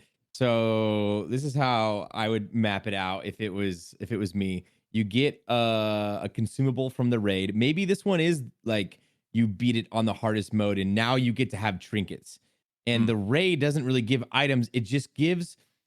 I don't really know if this is a great comparison. I feel like people immediately not like that I say this, but like the dead man mode sigils, almost like a dead man mode sigil you're carrying with you everywhere.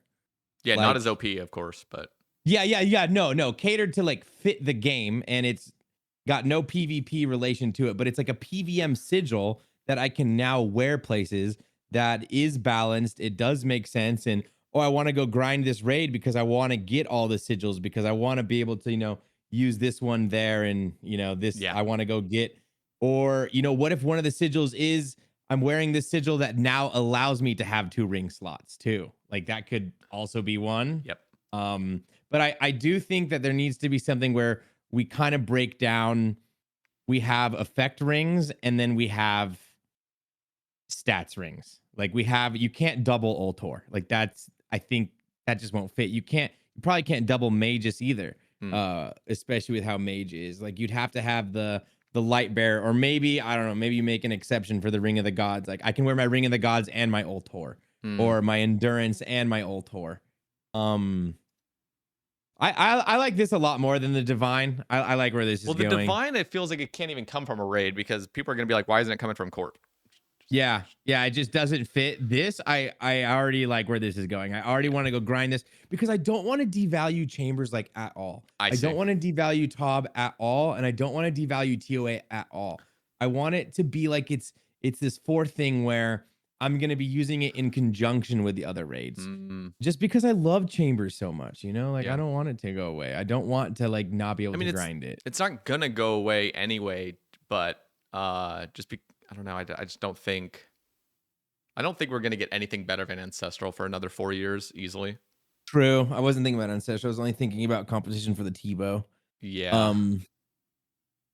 And listen, the Tebow still the Tebow would still have insane. The Tebow's so good at like a couple handfuls of places, like truly really good, and it wouldn't ever be beat out. I want something like a heavy style.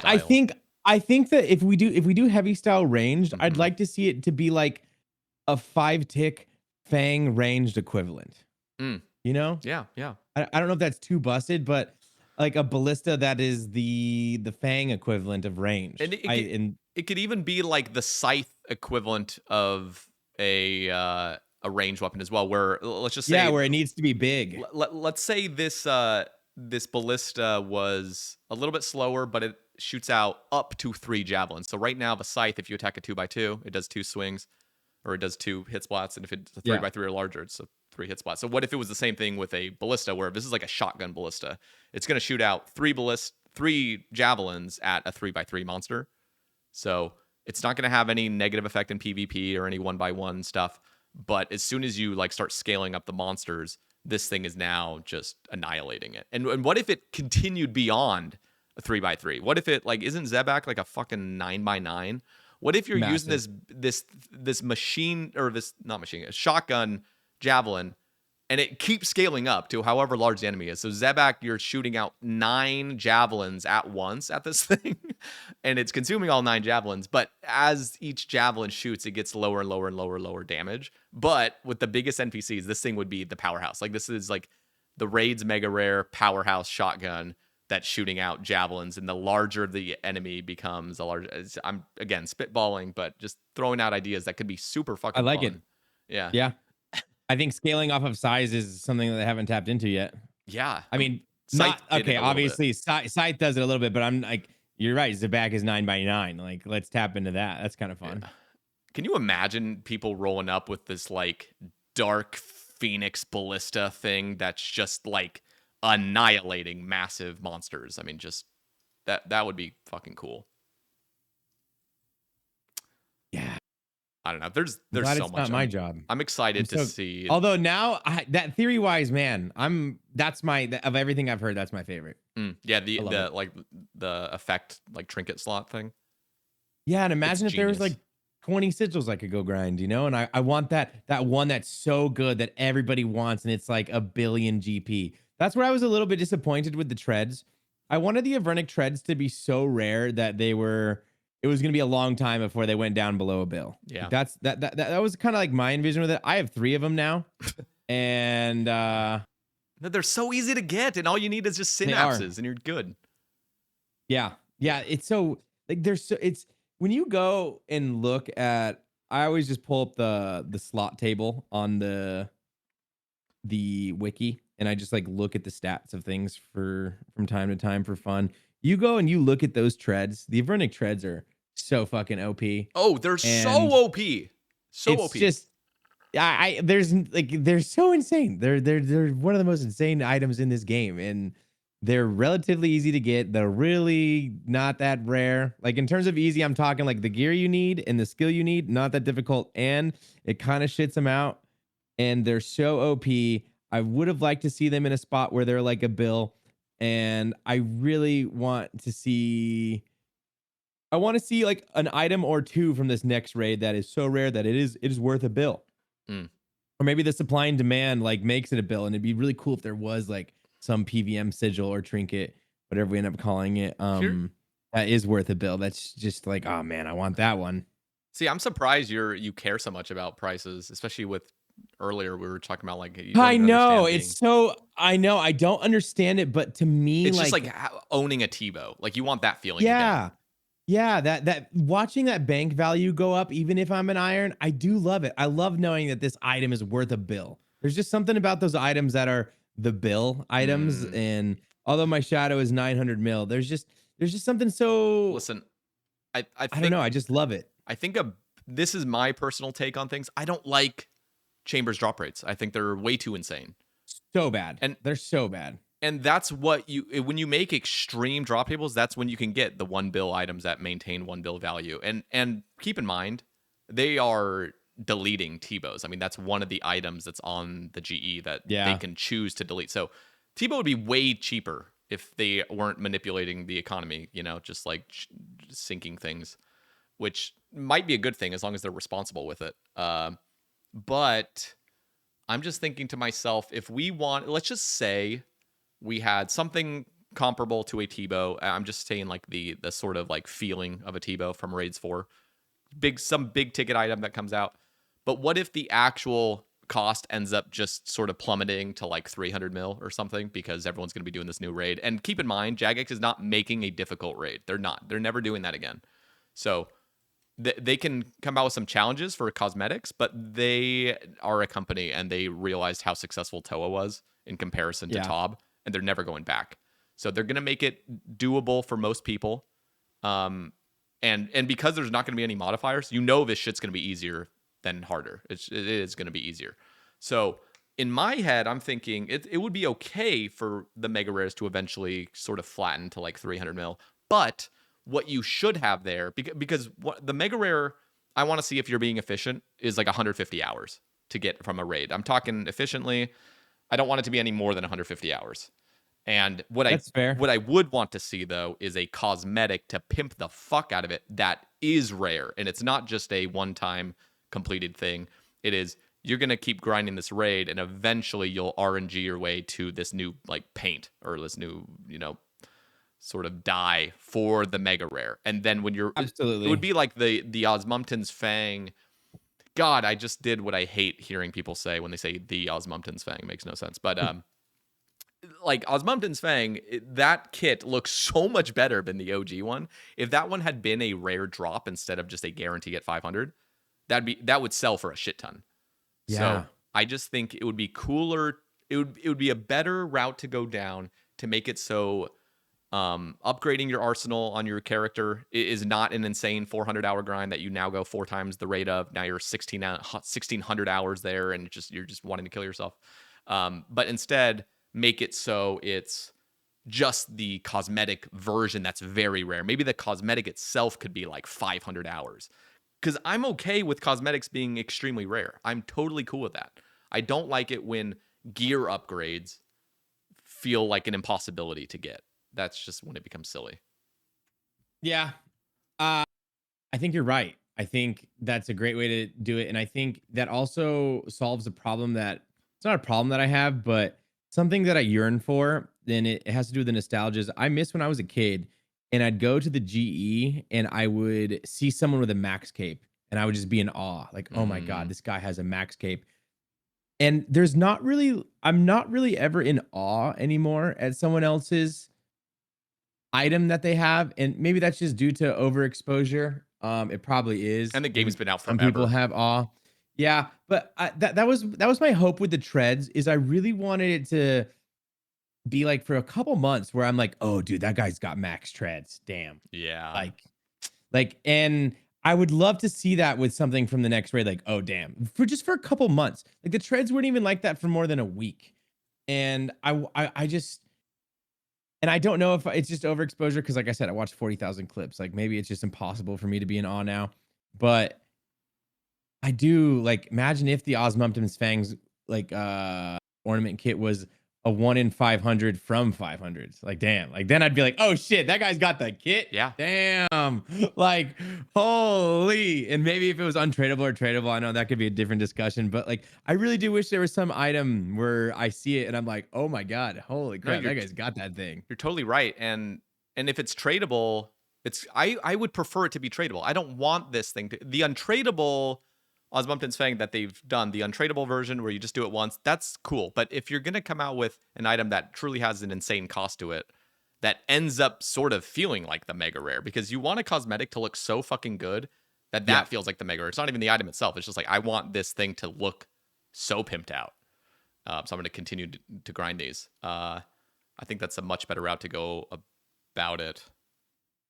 No, yeah, I haven't thought about that, and I really do like a really rare cosmetic that can be tradable that wows everybody when I stand in the GE and or when I teleport to the GE and I see one. I'm like, damn, because I miss that. That was one of my favorite things as a kid because it gave me so much drive, you know. Totally. Yeah, banger. Yeah. Okay. The other thing is, do you have any predictions for Winter Summit? Do you know that Trevog Games guy? Yeah, I just had him on the cast as well, like last month. Yeah, you did. Man, whenever I talk about this, I bring up because he just had a video where he talks about it, and I have not watched the video. I actually started. I'm a couple minutes in, but I always look at his thumbnail. So his thumbnail, he's got Blood Moon Rises, he's got League 6, he's got Sailing, he's got Raids 4. He's probably spot on. Like that's just what we're gonna hear about. Blood Moon Rises, we kind of talked about with, I guess, an answer to Vires and Blood Shards. Raids 4, League 6. Oh, okay. So this is one thing I would like to hear. Whether it comes from the raids or it comes from Sailing, or we get some type of answer, something to do with the accumulator, but for cannonballs. Like, let me retain my cannonballs, or let me use javelins. That's 100% happening. Yeah, like I need something with that because I'm just so disinterested in Sailing and the combat with Sailing just because of the resource use with cannons. Yep. I have been on at update twice now to try to buy cannonballs, and they're gone in seconds. Like it's actually wild. And so it's such a turnoff for me, and I'm just like not going to engage with it until that is answered. So I really hope we have some solid answer of I can go do this thing and I'm going to get my accumulator for my cannonballs, or maybe I get that from Raids 4. I don't think people would like that, but I don't know. I'm just talking, like we need some answer for that. And I would love to hear about the answer for that from the Winter Summit. Yeah, I'm sure even just the simplest idea was like a crystal extractor, but like right now you can't even do the crystal extractor when you're under combat if you have anything attacking like multiple of you. I mean, you can squeeze one in if you have a 4-tick attacking monster and only one of them on you. You can squeeze it in if you perfect timing. But what if it was like a crystal attractor? So now when it's activated, like when it's fully been a minute and it's fully charged up, that's when you start saving cannonballs. So it has like an effect where it's like attracting cannonballs back to your boat or something. Again, does not need to be this whatsoever, but something as simple as I like that. No, like some form of, and also requiring some form of interaction during the combat to get my stuff back. Love it. Yeah, like, you just click it and you reobtain all those cannonballs. Because cannonballs, like, let's be real, like the reason we can't have accumulators because cannonballs are way more valuable than bolts in my amethyst arrows. You know what I mean? Like we can't just constantly be getting them back to us at a rate of 90%. And at the moment, you can never justify using anything higher than Addy. Like using rune balls or Dragon balls, you're psychotic for doing that. No, seriously. Like, yeah, it's literally sociopath behavior, just chucking those away. I've done so many. I guess you get a lot from those dragons, but I was picking them all up from Aqua Knights. I don't have that many. Yeah, I killed 4,000 frost dragons on squat cam, got 24 sheets. I was lucky on those. And then I also got a Visage and 772 Dragon Balls. 770, that's it.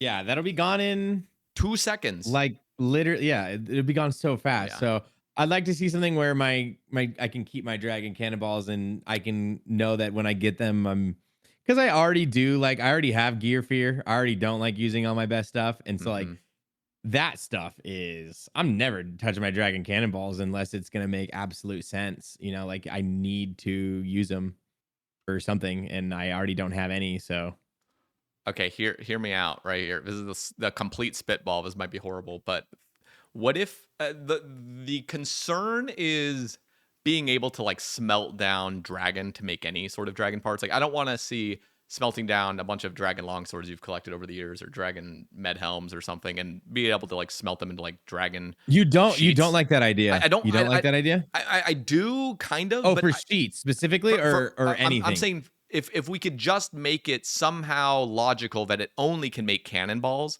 then I'd be okay with it.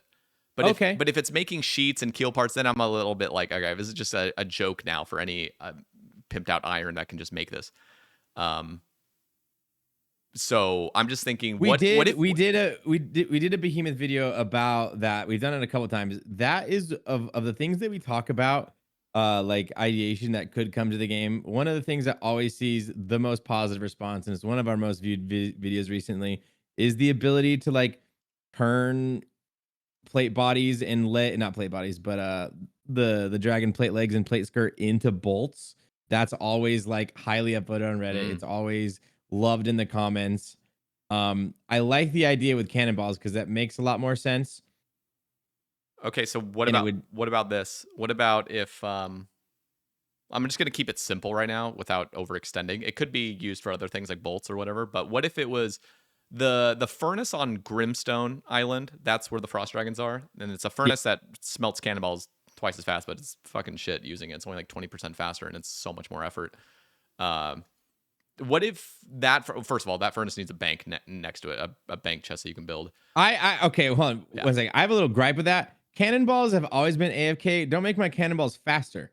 I don't maybe make them more efficient. I have never understood the desire to make cannonballs faster because cannonballs always sat in the spot for me where it was easy to make cannonballs because I could play Counter-Strike and an inventory of cannonballs was almost always exactly one round. Yep. So cannonballs making it faster actually inconvenienced me. Oh, totally.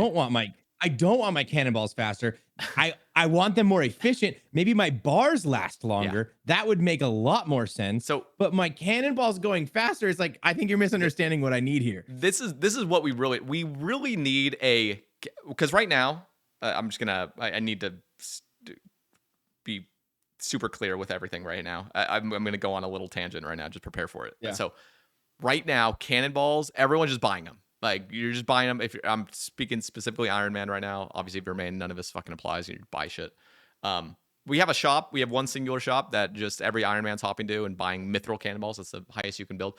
What if? And so that's what everyone's doing right now. Nobody is going to smelt their cannonballs. I was for a little bit, and then I realized how fucking pointless it was because the jump from Addy to Myth was like barely anything. So what if we really pimped out this Grimstone furnace, and the way to pimp it out is to actually just like use supplies on it. So you could build a bank chest right there with a magic stone, and maybe upgrading the actual furnace itself requires something like 10 mil worth in like, I don't know, rune bars or whatever the hell you're using to build up this furnace. That's even better. And then what it does is you can actually store bars into this furnace. So you can store maybe up to like 250 bars in this furnace or something, maybe as the full upgrade.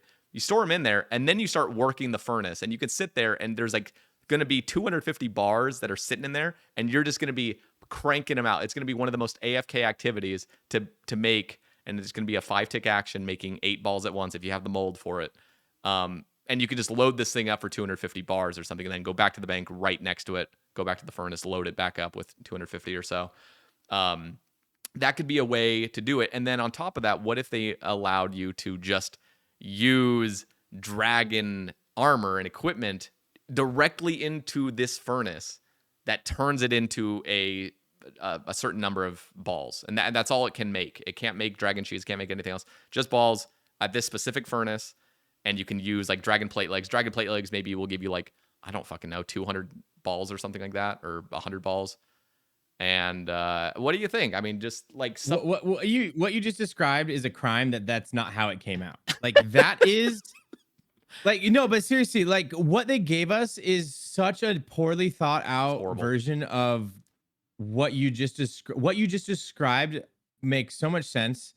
And I would also add to it, when you're doing mastering mixology and you can put your herbs in to get your paste out, you can click once and it's really slow. You should also have an option where if I do want to, like, I don't know, ram through them and get them quickly, I can also do that. Or maybe not, because I kind of like the forced AFK because it requires me to, like, I can go watch his TV show and then I can get my cannonballs. Yeah. Yeah, I don't know. Because This furnace sucks. And it also, on top of that, it would have given me reason to want to train sailing to that point. Yeah. No, Because that furnace is cool, but like I no, it's got not. to a level. It's not cool. Okay, sorry. The idea of a furnace is great. Yeah. But what they gave us is I'm not gonna go put in the effort to go get to it because it's not that big of an upgrade. Yeah. Like give me, and then that solves so many of the problems that we currently have with the cannonball too. Yeah. It's a crime that what you just described is so perfect and so wonderful, and it should have been what that furnace was from the beginning. Yep. And honestly, what you just described already feels balanced. Like it does not feel OP at all. Yeah, and it's what we need. Yeah. I would love something like that. And imagine this furnace in particular. I just mentioned Dragon, but what if it kind of acted like that Giant's Foundry type of furnace thing where you just dump in armor and it turns into molten whatever. So now with this furnace, beautiful. You can even just put in your rune plate legs that you've gotten that can make rune bars or rune balls out of it.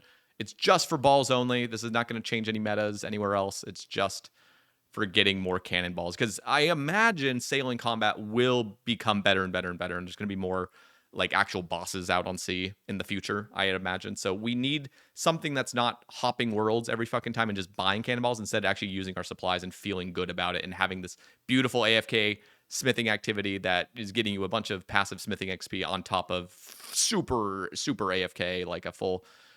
I don't even know how long that would take to do like 250 bars or something at that speed, but I imagine it would be at least like a 6-minute AFK or something. Might even be up to like 10 minutes. Oh man, that'd be great. That'd be amazing. Like I would just, that was very flushed out. That, of all the things we talk about today, I think that just makes the most sense. You could just you hear this JMods, take what Sater just said, cut that out, put that in a meeting, and we need that in the game because it's flushed out, it's ready to go, and it makes too much sense. So we touched on it a little bit earlier with your series. How are you finding, like, I guess, because from my knowledge, this is your first time doing this, but like pacing and storytelling with a YouTube series, how is that going? What are the difficult things you're facing? Like replay buffer. I just want a little bit behind the scenes of, because I got your video on my feed, instantly watched it, obviously love hardcore.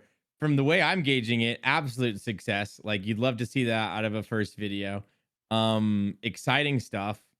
And I mean, I think you did like for your first fantastic fucking job. Like it was a great watch. Pacing was good. Hell yeah. I was intrigued. I was excited. Even like, we just get so weird with these snowflake accounts, and like they're so weird. Your account's really not that crazy. It's normal, but I'm still intrigued. Like it's like, yes, I love this. And it's the POV of Sater, which is, it's not that it's not normal, but you definitely play the game in a very specific way, and you're a very specific player. And so seeing the game through your eyes in the storytelling, it's great. And I don't know, I just want a little behind the scenes of how you're doing this and what you faced. And well, thank you first off, because I had Haley fly out here for Christmas and stuff, and we were kind of like chatting about maybe making like a group Ironman together at some point and stuff, and maybe making a series on that. But then I was thinking, maybe it'd be better like once we're living with each other, because then we can like share files easily and record together and whatever else. But I definitely wanted to make something, so I am kind of backing up a little bit beyond your question just to like paint the picture. But yeah, go for it. As soon as January 1st came, I was like, I need to do something about my content right now, because one is, when you're a content creator and you're not actually like showing your what I'm doing playing. Like I played squat cam like 8 hours a day, like every fucking day for 2025. Like I progressed it super far. I mean, it's almost 2,300 total. Got 99 sailing. Got a like complete. It got 99 slayer. Got like every That's fucking wild. slayer. It got all this amazing shit. And the whole time, especially as the year kind of was sort of coming to a close, I was just thinking like, this is so depressing that I didn't like. One, I didn't really even stream this year that much. I mean, I streamed the first half, but like, I kind of fell into a rut with all that, and so nobody really knows where this account is at. It just kind of became a mess. I was making like early rambles on it because I didn't know replay buffer. I kind of mentioned that toward the beginning of this episode, but I needed, and I'm kind of perfectionist as well. Maybe it comes from like the Mormon upbringing. I don't know, but I just feel like I'm very much like I want to come out with something that feels like it's starting at a proper place and it's like fresh. You know, I didn't want to now play squat cam as a series and just start it from this weird point where nobody knows what the hell I did previous. Yeah, so I had to totally had understandable. to make a new account. It couldn't be another Ironman because I get too much grief, as I said earlier. Had to be hardcore. I didn't want to make it anything overly negative as well because, and I was watching your video and actually kind of spoke to me a little bit too because I feel like a lot of my content is me just being angry about stuff or me being like nitpicky. Yeah. And even though some people enjoy it, and I try to have a positive spin, I always try to reiterate like my love for the game and how much I think it's in a golden age and whatever else. But there is something about producing so much of that content where all of it's just sort of commentary based and it's just me talking with people and me riding my hobby horse of all the gripes I have with the game. And I needed something new because my YouTube was stagnant. My Twitch streaming, I'm still in a slump when it comes to streaming. I don't know how I want to take streaming, but streaming has changed so much. Like, yeah, it has. Sorry, I want you to continue, but streaming is it's in a completely different spot than it was 3 years ago. Like, it's not even recognizable. Like, yeah. Anyways, we can talk about that later, but yeah, and I mean, at the beginning of our conversation, I was just saying like it doesn't feel like I'm growing on Twitch. It feels like I stream on Twitch, and in my head, this is, again, probably not based in reality at all, but in my head, I feel like I'm actually doing myself a disservice streaming. Because if I'm not completely understand and agree. Because if I'm not on my A game streaming, I'm like kind of bringing worse vibes, you know, and so I need to kind of feel like I'm going to be super entertaining, locked in, and and it's just like sometimes I'll do a stream and I just made like $5. I'm like, okay, well, I just stream for 6 hours, made like hardly anything. And I'm trying to like not run ads as much. I was down to like the 30-second ads because I was like, ads aren't paying shit right now anyway. When you're below like 100 viewers, it's just like running ads. It just feels kind of slimy. Like with Big Dogs, it was great. I was running like 9 minutes of them. I was like, fuck yeah. But good money too. Yeah, it was great back then, but anyway, so there's all these things where it's like, I want to grow my stream. How do I do that? I'm going to reduce ads so more new people come in and stay for longer. So I'm going to cut the revenue right now to try to build up an audience. But I'm not seeing any growth with running like barely any ads. And I have the YouTube running, and then I just don't really know what I'm doing. Nobody in my audience really knows what my account is doing. And it just felt like this big mess. And I'm like, I need something. If I'm going to take content creation serious in my 30s, I need to do something that's going to create long-term success for me. The podcast has been great. But the podcast, I mean, and I will answer your question at some point, but I'm going to get there. I'm just kind of like, no, this is great. This is what I want to hear. Process. But you see somebody like Jimmy or Settled, if they were to have a podcast, their podcast would be getting 100,000 views every single episode, like easily. Like on YouTube alone. And okay, so I don't know if you know, Jimmy's been uploading on his second channel, Jimbo. Essentially a podcast style. I've been listening to those. He's about 4 episodes in. They're fucking he's so good. Incredible. He's so good. Incredible. He's so fun to listen to. He's so like he has just good energy. He's like comforting energy. It's just like this is there's honestly like there's very few people that I feel like inspire and motivate me more than Jimmy. It's literally like, oh God, I love Jimmy. Yeah, his video chopping teaks like a week or two ago. Dude, I was like getting that's emotional. why I started uploading on my YouTube again. 100%. I've never like, I want to talk about that in a minute, but I want to hear everything you have to say. Write that down because I do want to touch on that. But like, I'm thinking, okay, so the Sae Bae cast, it is technically growing, but you don't really see it on YouTube's end. You see it more on Spotify and the other podcasting platforms end, because those are not really that influenced by an algorithm. Where with YouTube, it's like if people aren't clicking on this, they're not clicking on it and the video is just going to plummet. But if it's a big guest, it'll do crazy. With Spotify, it's very stable. It's very like linear growth, because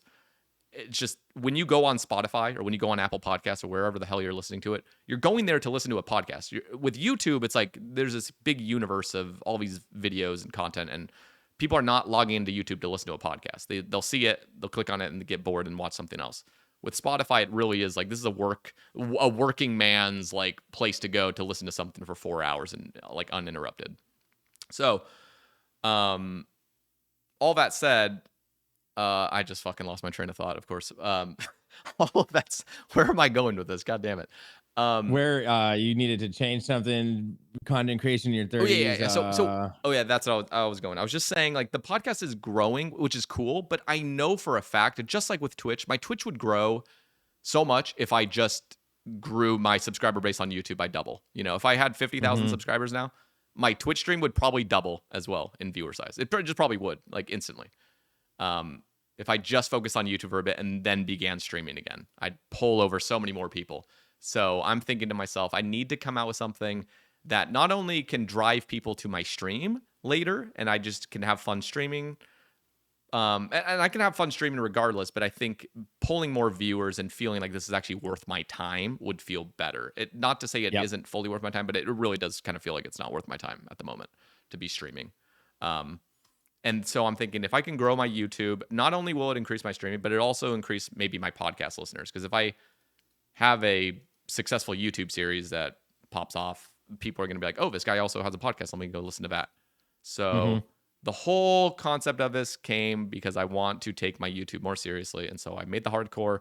And then your question was basically like, how am I going about it? And the thing that people kept telling me was get replay buffer. Replay buffer on OBS allows you to not have this endlessly recording file that if you play throughout the day and you have a 10-hour file, you got to now scrub through. And it's like, what the fuck is this?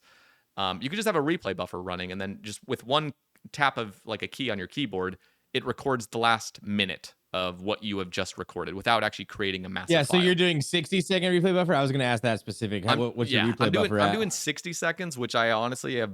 It doesn't need to be that long because almost every single clip I'm chopping 50 seconds off of it. But I'm worried about the one moment where I forget to clip it and I panic and clip it, and I did end up getting it because I have the full minute replay buffer going on. So maybe it'll help me in the future, but it does feel kind of needless. I think it could be like 20 seconds and that'd be good. But I have it going for a minute, and not streaming is brilliant as well because it allows me to fully focus and have a very clean sort of stream setup, which, by the way, you can actually live stream and then do the replay buffer in the background on a different scene, which is very interesting. So you could actually still be recording the same shit. You got to download something else and install it onto OBS, but it's like some. I need that. Yeah, that's huge because then you can set up a scene that is just like the game sounds, for example. Oh my god! And I did not know this was a thing. It is. It's insane. I haven't actually done it yet because I haven't streamed since I made this hardcore. But that is going to allow me to actually start like playing it live. So if I have a big ass grind I want to do, but I also want to be recording clips that doesn't have my face and my latest follower on the screen and whatever the hell else, the music playing, blasting, I don't know. It could just always be recording that. So that's been a game changer. And then honestly, getting away from fucking Shotcut. Shotcut is this like video editing software that it was the first thing I found like 6 years ago. And listen, I even edited videos as a kid. Like I was editing videos as a kid, but I was just using my dad's program. I think he had like some like, I don't even know what it was, but I actually know how to edit somewhat, but I was not willing to spend any money 6 years ago on editing software. So I stuck with this Shotcut, started learning it. It's the worst editing program of all time, but it's free. So it had like no features. And so anytime I would try to edit a video, my computer would lag. This whole program's just crashing and having all these issues. There's no like transitions or things, and everything just gets sluggier and sluggier. So I eventually switched to DaVinci Resolve. I was considering getting some other like even better program that's paid. But DaVinci Resolve is fucking insane how much extra. It can do everything you need. Yeah. Yeah. So I'm using that thing now, and I kept thinking for years like how annoying it'll be to learn an editing software. But DaVinci Resolve is fucking simple, and or relatively simple, more simple than learning like a. I remember trying to learn Ableton Live like a decade ago. Jesus Christ, that was like impossible to understand what was going on. Um, that's like a music app thing, but Okay. anyway, so eventually I just started making this video, this first episode of the hardcore, and you were kind of talking about like how are you pacing it, how are you narrating and stuff. Every single clip from that last video was dubbed over, actually. Every Okay, yeah, that was my next question. I want to know if you would share like how much percent, because I was watching it and I was trying to figure out, because when I watch these, videos, I'm just constantly, sometimes it's hard for me to enjoy them because I'm just like trying to figure out how the fuck did they do this? This is great. yeah, And I'm watching yours. I'm like, okay, that clip was dubbed over, but I wasn't convinced on every clip. I yeah. was like, man, I can't tell on this one. Like, That's what so I'm like, dang. So that was a live one. So you did a great job, because I was sitting there and like trying to analyze some of these clips. I'm like, I can't tell if this one's live or not. Like, yeah. so great job. You did a good job. Thank you. I don't think so. And the inspiration is, watching Settled's new series with the sailing locked account, Doc Yeah. Johnson. He like I'm watching his edits, and I'm like, this is insane. Like, first of all, it's just when you actually start editing and then you see other people that are really good at editing, Yeah. you're like, Jesus, this is terrible, like what I've just made. But it Well, does the trick. he didn't, what's so funny? I don't know if you know this. He didn't move over to like Premiere Pro, I think, until the finale of Swampletics. Wow. He was on I don't know what, but it wasn't like he wasn't on that upper echelon yet Yeah, yeah. until Swampletics the finale, which is really funny. The crazy thing is you Um, really don't need to. You with YouTube videos, okay, so I'm trying to see it from my perspective. What do I want to see in a YouTube video of a RuneScape series? I want to see a settled style. I want to see something where mhm. all the focus is on the video. It's not him live streaming and him showing a random clip that it kind of takes away the immersion. It like sort of Yep. okay, now we're back to the live stream version where you're screaming at the mic and it's just like, okay, what's going on here? I want, and Settled will do that occasionally where he's like talking with Framed or whoever else on a Discord call, kind of breaks the immersion a little bit. But a lot of his videos, it's just pure focus on creating a beautiful video. And so in my head, I'm thinking, I want that same vibe where you're watching this video and I'm not pulling clips from my stream. I'm not pulling other things. The screen isn't looking wacky all of a sudden because I've switched the dimensions or I have my face cam up. I want it to be very clean and I want it to be something I'm proud of after the series is completed, where it's like, okay, people can watch this and it feels more timeless rather than, I don't know. So I understand. so the way I chose to do it was record all the clips silently, because I realized if I'm going to be adding commentary, I'm doing it in the moment. And don't get me wrong, I might do that in future episodes, but I think it's just so much easier to just dub over afterward because I won't misspeak. The audio levels will be all perfect because I'm very conscientious about where my mouth is when I'm recording the clips.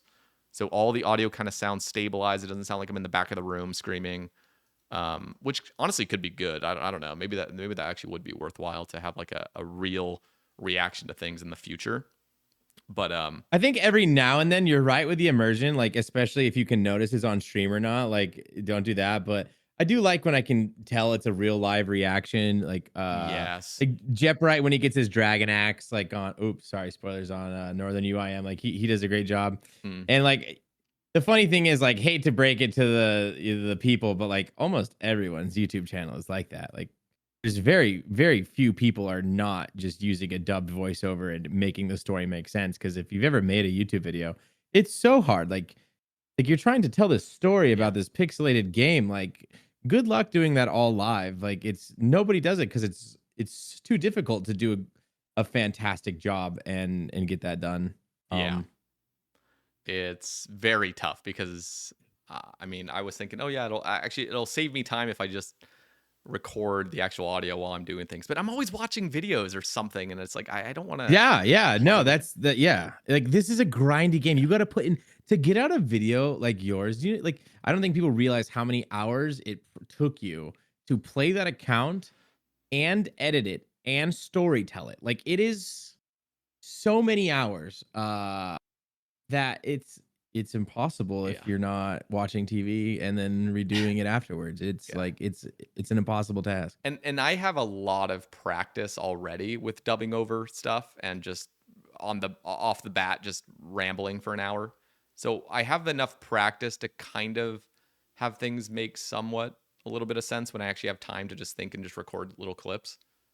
So I actually enjoyed the process. And the thing I really love, and this is what every YouTuber loves, is just seeing how well the video does. Now, this video, Mhm. I mean, at the moment, it has like 13,000 views, which I'm very proud of because Incredible. like that makes me happy. It's not like anything like a Hey Jace video or a Coxie video that gets, 130 to like 250,000 views or whatever their first. Is it 1 of 10? It was 1 of 10 because my last videos have been Let's they've been very much go. like random clips from casts or a cast or something. Mod Rice For actually got the like yeah. 11,000, but For the listeners that don't know, there's this thing when you upload on YouTube, it's like whatever YouTuber is chasing, it's the 1 of 10. So like yeah, you upload a video and it'll compare your current upload to your last 10 uploads at the same spot. So like let's say his video is 3 days old, um like it'll compare his last 10 videos at that 3-day old spot and you want it to be the number 1 of 10. yep, And like that's like what my whole life revolves around is like I'm constantly chasing 1 of 10s on Behemeth. Like that's all I care about is I just want that 1 of 10. I want this video to be the best of the last 10. And yep, that's every single day and that's every single video and every YouTuber will tell you that that's life. Like 1 of 10 is life, yeah, you yeah, know? yeah. And so I was so happy yesterday when you messaged me that you had watched my video because I went through and I cleared out a lot of my old videos and unlisted ones that I didn't really like and I was just trying to change what I was doing. And same thing, I feel like we're in a very similar spot where it's just like I need to change something. Yeah. And so I went and delisted like in the one I put out the RuneScape bosses are perfect or the new ones are perfect is like it's performing well compared to the recent ones. So I'm like, okay, this is trending up, and I do like it, and it's something that I can manage. I'm happy about your 1 of 10. That's fucking congratulations. That's sick. Well, thank you. I mean, it wasn't that hard to beat, really, for the first half. But still, you The, don't know. You're trying something new. yeah. Like you gotta. This is a massive dub. Like That's a Thank you. massive W. Thank you. And I'm happy because when I look at the trend, so most videos it just kind of plateaus a little bit. This video, Mm-hmm. I can even show you like a little snippet, but just to you. But like you can see there's a little bit of an increase Yeah. now going There you upward. go. Yeah. Yeah. That's beautiful. So That's so sick. and like I've gotten over 600 subscribers from this video alone, which is fucking wild because in a month I get half that or less. It's in recent Yeah. months less than half that in a whole month. So sick. So there's something extremely exciting about now making a second video. So that's something that was a struggle with other videos I've made in the past where I don't even like with the Sae Bae cast I have the drive to do it because I know the video will perform at a linear sort of level on all the podcasting platforms. YouTube's just kind of all over the place. It can be whatever. But I'm looking at as long as I'm consistently posting weekly-ish, people will keep going back to it because I have a huge audience that just works and they want to listen to something while they work. And the Yeah. Sae Bae cast has now become a weekly routine for them, which I need to keep up. But with this, it's like, and so that excites me. The things that don't really excite me is when I'm just posting random shit just to feel like I'm still a YouTuber. Like, oh, here's a clip from a cast that I'll upload, and it just doesn't perform well because people know it's just Yeah. slop. It's just like I'm just throwing slop out there. Some people enjoy it. I mean, I try to get the interesting parts of a cast, but there's no face cam to the cast, so it's not like it's even interesting looking at. You're just watching me skill and talking about something. So it appeals to some people, but not a broad audience, and it's not growing my channel ever. So with this, it's so exciting because of how much potential growth there is to it. And as soon as it starts hitting algorithms and stuff, people can go back to this series. And then alongside all this, I'm getting 600 new subscribers are now going to be seeing the uploads to Sae Bae casts. And this is in the first video within the first week. Knowing that there's people that will now be exposed to my other content, it sounds cool. And it actually inspires me to make better content. So like my rambles, I want to be a little bit more just more thought out, more like not scripted, but just like well thought out. So I'm not just coming out with some fluff or whatever. So it's like in a way it's like a win-win-win just with everything. And I'm excited to start editing this. I mean, I've already kind of started editing the second episode, but it's exciting because I know the potential of it, of like growing my channel. And the thing is, like, I've never had a sponsorship on YouTube ever. So like, in order to get consistent sponsorships on YouTube, I've talked to a bunch of the big creators in the scene. Like, they're expecting around like 50,000 subs on your channel, like minimum, kind of, before sponsorships are actually reaching out, and they need consistent views on all your uploads. So Yeah. I now need to pace my channel differently. I don't want to this year be posting fluff and other things. I can do it with shorts that can be the fluff, but my actual videos, I need to dial in a little bit more with just casts, just very well thought out rambles occasionally, and then the series basically, and like Say More. I guess Say More is kind of part of the cast, but this year is like not about the fluff. It's about like really locking in and like building a project that like actually will grow my channel. I've always wanted to do exactly what you're doing, where I just stop streaming and focus on YouTube and grow that. But I feel like dealing with the no streaming guilt, I think, is like it's terrible. The hardest thing. I feel it, dude. It's horrible. It's just like something I can't even. If I could just somehow get rid of the I'm not going live guilt, I know I would take over the world. But like, that guilt destroys me. How are you doing it? Listen, it felt terrible. I've had multiple burnouts on Twitch where, one, it's scary because I'm burnt out from Twitch. I'm burnt out from streaming, from anxiety and whatever else, and just feeling like I'm not growing and all these other things that are on my mind. And it's also like a part of my livelihood. Like, it was a big chunk of my livelihood. Yeah. Like, I am so lucky that the podcast has like sort of taken over with just my bills.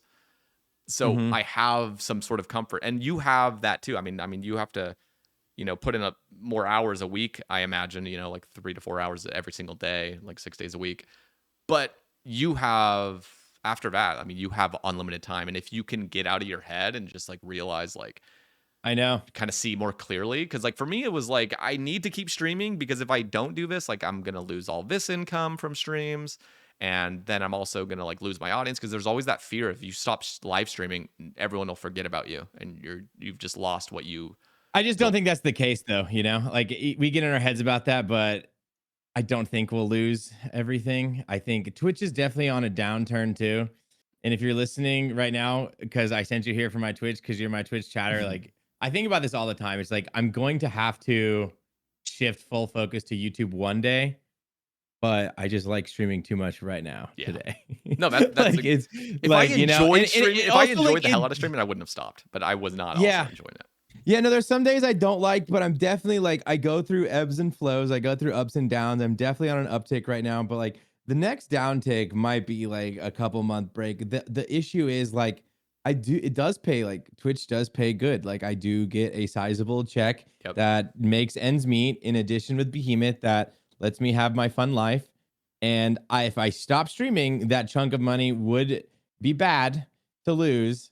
So I can't do that yet. But if I make more money elsewhere, then maybe I could put streaming on the back burner. But the thing is, like, streaming for me has always been the end goal. It is like everything. It is, if you go ask any of my IRL friends, it is all I have talked about. It's all I've ever wanted to do since I was so young. Like, it was, since I was like 18. This is what I've wanted to do. Like, I've wanted to stream. If I could just pick anything, it's all I've wanted to do is stream. Crazy. And so it's really cool that I get to do it. And there's a lot of tactics that go into it. And there is like the reality, like, you have to, I think breaks are good, because you can reset, and then you can do this, you can be Dirk Steel. You can get the hardcore going, the series. It's just terrifying, man. Like, this, I didn't know, like, it's so funny. I went live one time and it just snowballed into this. Like, I don't even know how I got here. And it's just crazy, and you're like good friends now with like the biggest like Bodhi. Like, you're, you go to fancy dinners with Bodhi. Like, that's the weird thing. Often that, like, it's so funny. Like, I have somehow become great friends with Bodhi, and we are homies, and we talk all the time. And this is not delusion for those wondering, like, nah, there's no way, but like you no, guys I are don't like, think you understand. I probably talk to Bodhi every day, like, or yeah, they're every other actually day. fucking Like, when I see them, like they are like talking about like the dinner they're about to go to and stuff like no, people this. don't realize, like, me, Tasty, and Bodhi, we're really good friends. Like, we Yeah. talk all the time. Like, this is a group chat that we're active in, and we are friends. We go on vacations together. Our wives and our girlfriends are best friends. Like, it's my friend group. And sometimes I'm sitting here, and I think I'm really lucky because, no offense to Bodhi, and he won't be offended, but like, I never watched his shit. I never did. Never watched any of his Twitch streams. Never watched any of his YouTube stuff. And then we became friends. And like, I've gone back and I've watched a couple of his things. I'm just like, I can't believe this is my boy. Like, this is just like, and he's the king of the space too. Yep. And I think that definitely, like, as awesome as it is, it definitely fucks with my head a little bit. Because like, I'll be at dinner and I'll be like, this is God to people, Yeah. but it's Adam to me, you know? Yep. And it's like, it's amazing to be around him, but it's so intimidating sometimes. But I gotta get over it because it's just my boy, you know? Yeah. Like, it's just, it's Dude, weird. It's and the weirdest thing. by the way, I mean, Bodhi is another wonderful example of like minimalistic editing. I guess he has like Jesse, I think, editing Yeah. his videos now, which there is a little bit more with like the beginning intros, sequence, and whatever else. But for the most part, A lot of that is Jesse though. Like, that Yeah. she's a great partner in crime for sure. Like, she puts a lot of time into that. Like, with, man, there's that one plugin where you can move characters around. I'm drawing a blank. Hold on. Anyways, there's a plugin where you can kind of just like do anything you want in RuneScape, and you can is it just like record the it. creator kit thing? Yeah, sorry, the creator kit. It was so I was, dabbling with that one evening, and I joined their Discord to, I don't know, find an answer to a question. Then I was struggling with the plugin because I wanted to make some little short that I never uploaded. But I see Jessie in there just asking away, like she's like figuring things out. I'm like, That's so dude, cool. she's yeah. And then I go watch Bodhi's new video, and I'm like, oh, she kicked ass. This is all Jessie. And shout out Jessie. Yeah. She's doing great. Is she editing the whole thing now as well? Like compiling I'm pretty all the sure. that is Yeah. that is Well, the no, dream. I'm almost positive he's got a great setup. He's got a great setup. And for a long time, he did do it all himself. Yeah, and but To my you look understanding, at his videos though, and they're very simplistic for the most part. Like the meat and potatoes, all the inside stuff. It's just clip after clip, and he's just super entertaining, super fun to watch. And dude, did you see his like CG video where it's like it's a matter of like 2 clips and CG's done? I'm like, bro, you could have milked this for like fucking 5 episodes, your CG grind, but in one episode, also, yeah, done. it was 1300. Yeah, 1300 KC. I'm like, Hysterical. what the fuck? Like the fact that you made that in like a portion of an episode is just wild. Like that is so cool. By the way, I see the same sort of inspiration from Limpwort. First episode already murdered 500,000 men and women in Lumbridge. Like that's so badass. That was so yeah. That's one of my favorite edits ever because it's like how I did this with the power of, and then it cuts to autism in full caps. Do you know what I'm talking about? Yeah. That's like one of my favorite RuneScape edits ever. Or that Limport video. He's great, and that is also inspiration for me. Like I don't want to come out with videos where I'm just making a little bit of progress and just sort of pumping them out. I want to make the series feel good and feel worthwhile and feel like something happened in each episode. The early episodes are a little bit more difficult to do that with, just because like what the hell am I really getting? The fletching knife was supposed to be like the exciting thing. I got the rune sim, but like nobody really cares. But in the future, I would love to just do a massive grind and just have it be like a total of like 3 clips. That shit just feels good. Watching a video where so much progress play happens. so much. So that's the thing. Like Bodhi is like, he's inhuman with how much that man can play this video game. Like he can just do 12-hour streams where he just does CG all day. And I'm like, crazy. Bro, I can't fucking do that. You're wild, dude. You're crazy. No, don't get me wrong. I don't want to do it to that extent, but I do want to like have a little bit of that going where it also the viewer likes it too. You know what I mean? From the viewer perspective, they do. They like, for you it was 30 hours. For them, it's about to be 25 seconds. Yeah. Like it's cool. So anyway. Okay, so I wanted to go back to I wrote down the Jimbo thing. Jimbo touched on something. I love his the cutting between the teaks. The video is so good. So good. He mentioned something that feel like us content creators, we need like a support group, because he said something that I have delisted some of my videos, and like that I wasn't necessarily proud of. They didn't pop off like I thought, and I was like, ah, man, what a bummer. And I feel so much shame from that, you know.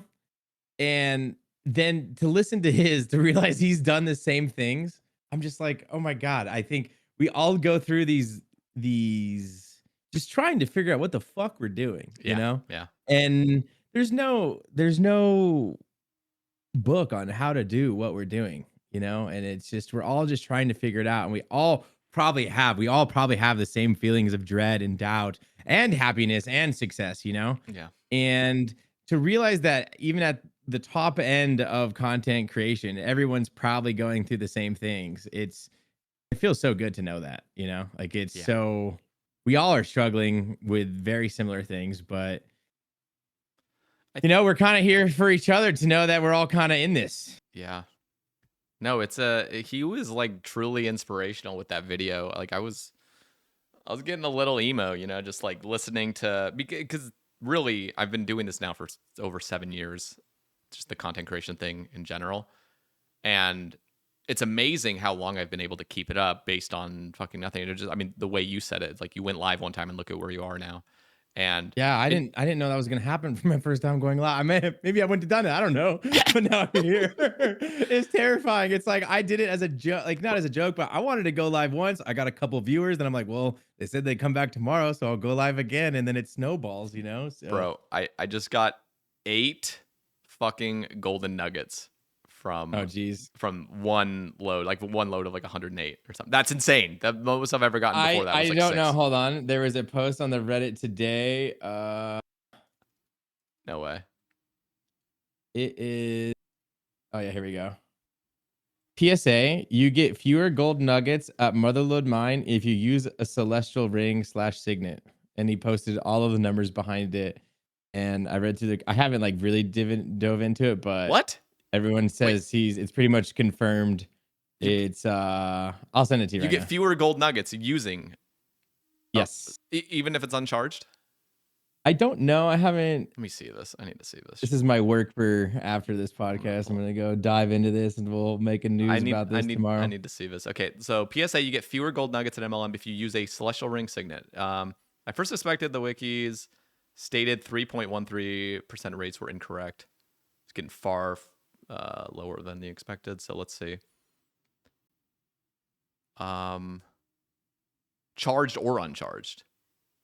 Between using the ring, charged or uncharged, and not using the ring. So, wow, it dropped from a 3.15% to 2.8% with the ring. What? So why does that do that? Reaching out to some of the admins, there was a formula fix in game that supposedly changed the rate. However, the celestial ring, for some reason, still uses the old rate. What the fuck? If we assume that the rate with the ring should be 7 in 256, and without the ring, it should be 8 in 256, the data is still consistently off. Whoa. Wait, this anyways, I believe that he's right, because the top comment is, I haven't gone through the data yet. I will, but it says, finally glad to see someone using actual data for claims like these instead of saying I did it for 3 hours and my account is bugged. Yeah. But it looks like he's got the numbers to back what he's saying. Very weird. But what's weird is I'm wearing the ring right now, and I got the most amount of nuggets I've ever gotten ever. Okay, you should comment that. Yeah. Let him know. Like, look at my data. My data from one fucking loot. Yeah. Anyway, sorry to sidetrack. That's beautiful. It's funny that you just got 8. Love those little tidbits. Yeah, but just going back to what Jimmy said that his secondary channel is Jimbo. Like, it's just you gotta sort of. What was the thing he said? He said something about, it was sort of like existential, kind of like nobody fucking knows what's going on in the world or why we're here or anything. But you can't like dwell on that, because you could just endlessly dwell on that. You could just endlessly dwell on like that kind of stuff. And you at some point just have to decide to be a functioning human that's gonna do stuff and not like dwell. Like I've always been a dweller. I have been hard not to. Yeah, I've been existential ever since 23. Like, it's just for the last 7 years, it has always been like the forefront of like my thoughts. Like my intrusive thoughts are always like super existential. But the more I've just lived, the more I'm like, okay, this is not leading me anywhere to like think about this kind of stuff. It just kind of depresses me or makes me like feel very almost like euphoric kind of in some ways, but that also never helps me in any way. So like, why do I spend so much time doing this where I could just be a normal functioning human that just sort of embraces all the absurdity and just locks in and makes fun content because why the hell not? And yeah, that's where I'm trying to get to, because I mean, for those who don't know, like, okay, so like 5 years ago, I kind of started my content creation, and I did like 7 kind of stream highlight videos on YouTube, nothing of them. And then randomly, I posted a couple that were bangers, and I don't know, I think I had like 4 or 5 videos that all went over like 100, 130K. And I just like wasn't prepared for that at all. mm, And like at all. And I thought that that's just how it was going to be forever. And I had like this dread that was like, dang, I had this moment, but I just wasn't smart enough. Like I wasn't ready to, I was just starting. Like I didn't know what the hell I was doing. yeah, And yeah. I kind of struck gold and I didn't realize it. And like that dread has just overarched so many things. And luckily, like Behemeth has gotten me back on track. But like, man, like that Fuck. was, yeah. See, I still kind of get like, fuck, dude. I should have just gone YouTube at that point. Like, I should have stopped streaming. I should have just dove in, but I wasn't there. I had no idea what I was doing. So like you get this dread. It was like, man, did I miss it? And then I got to get back on the horse. And then everything after that felt like a failure. When in reality, like, no, like I was learning. I didn't know what I was doing. It's okay. Like, I just got to start making again, and it's hard, man. It really. It is. And it can be so easy to dwell on that sort of like shame or whatever else. I mean, Mm-hmm. I've had so many of those moments. Did you see the whole car filming controversy on Reddit Oh, that had happened last yeah, year? that was just, god damn. Sometimes I just hate people. So I don't even know what happened. Like, you were just driving your car when you were streaming, and So what's the TLDR? the TLDR is basically like I decided to change up my content. One time I was just like, you know what? I want to do an IRL stream. I've never done one of these ever. Let me just have some fun. I have a new car. I can drive to the beach. It's a beautiful day. I can have the top down and I can just like go for a drive, mount my thing on the GPS little mount thing, like my phone up there, and then go to the beach, go to like a restaurant, hang out at the beach and film. And then like that's it. And then maybe make a little YouTube video out of it. So the live stream like cut off because I lost service, like 15 minutes into the drive or whatever. So there's like 15 minutes of me kind of like driving. And I obviously like have the chat pulled up, but it's like big text and it's like looking at a GPS. But though obviously it was like it's not safe to be doing that. Like any sort of thing that you're looking at is not good. But I in the moment, none of that crossed my mind. It was just I think, and I think I mentioned this in maybe like a previous cast or something where I was kind of talking about this. I was seeing this as I had just finished watching a bunch of car videos because this is like I don't even know, like a month or two, or I actually don't even remember how long after I got the car was, but I was watching all these car videos on YouTube where people have their phones fucking mounted and they're talking about their car. Bro, what you did was totally fine. I just want to say, like, no, but no, I don't think it is fine though, because I was oh, under the impression that this is totally normal and everyone's doing it. But these guys are not live streaming; they are recording a video. They have a camera there and they're driving, and then yeah, they deal they're with it still later. distracted though. They're not distracted. Yeah, but everyone's distracted at some point. Everyone's fucking on the phone. But all I'm trying to say is I'm not trying to like have any excuse for it, because I knew it was bad afterward, because I actually like read the law and it was like, yeah, you can't live stream in a car. Like that's against the law. It just is. And I was like, oh, okay. Like even recording, they're like, you can only like legal, at least in Oregon, like you can only legally record in a car if it's parked and not on. Like, so if you're like eating, in the car as like a food YouTuber or something. So I read all these things after the whole fact, after everything was exploding. But in my head, I'm just thinking there's nothing wrong with this. I've seen so many streamers live stream. I've seen so many YouTube videos of people in the car driving. Like, this is fine. I even made a full-on YouTube video afterwards. So I had no idea of like the consequences of this. Uploaded the video, and what happened was the video did like all right. It had got like 6,000 views or something in the first like 12 hours. The next morning, I wake up and I see this massive spike in the viewership, and it was already at like 9,000 views. It was just a huge spike upward. I'm like, whoa, like this is sick. Like maybe it's hitting like a broader algorithm. It's not just hitting my subscriptions. Like maybe it's a really good video of like a kind of vlog style thing. I got really excited. And then I started seeing all these comments flooding in, like just like, fuck you, dude. Like we're reporting your account or whatever. I'm like, what the hell is going on? Anyway, by sheer luck, I tap on my Reddit app, just on my phone. The first post I see after just opening Reddit, after it was closed and everything, the first post I see is my fucking face on the 2007 Scape subreddit. And the title of it is like, Sae Bae, known for like his Sae Bae cast, is recklessly driving and staring at his phone while driving and endangering other people's lives and stuff. And I'm like, what the fuck? God. So I start seeing it, and there's already like, I know, hundreds of upvotes. And I am just like panicking. I'm like, holy shit. And all the things are like, we got to report this guy. Like, this is so unacceptable. Like, I can't believe I can't believe creators are this stupid to do this and whatever else. By the way, this is my first time ever doing this. I had no idea.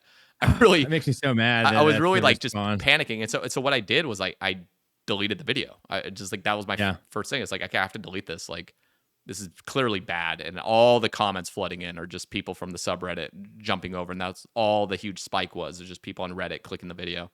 Anyway, that post gets taken down by a moderator.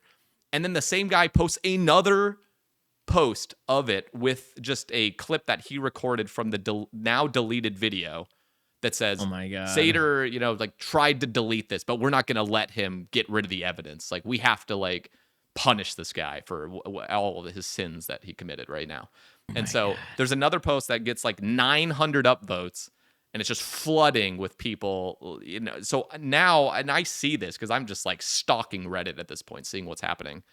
And I make an apology comment. I'm just like, I am so sorry. Like, I really was not thinking about this. I now know this is bad. This was not good. This is endangering people's lives. I won't ever do it again. It's the first time ever doing it. I really am sorry.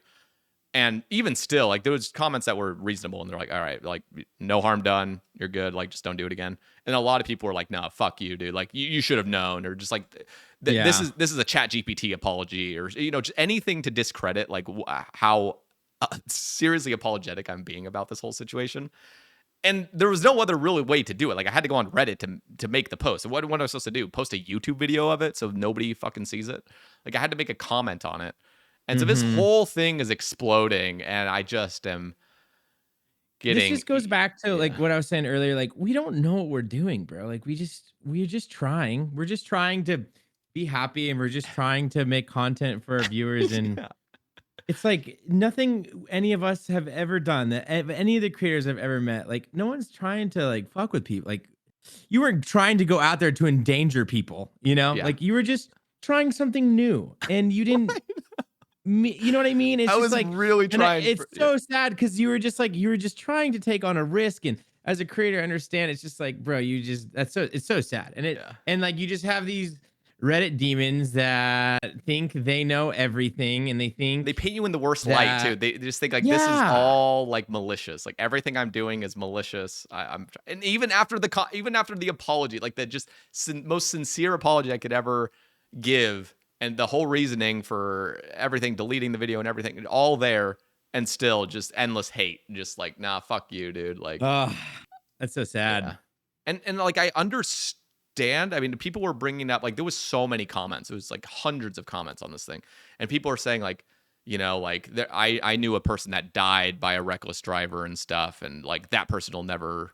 Yeah, but we all do, like, so do I. But that doesn't mean I don't look at my phone. I don't know. Yeah. But the whole thing was like understanding, okay, I am in the wrong. I'm not going to do this again. Like, I'm not going to double down and be like, no, fuck you guys. I'm going to keep doing these live streams or whatever. Valid. Yeah, you can't do that. Like, it's illegal. I can't do this anyway. And I didn't read the law beforehand. I just went for it because I saw other creators doing it. I didn't think. So I'm so confused. Yeah, because I watch car YouTubers who are driving, and they'll make eye contact with the camera. Yeah, like they're YouTube, like, right. So like, because I watch a lot of TJ Hunt. I don't know if you know who that is. No, He's no. he's a car YouTuber, pretty big.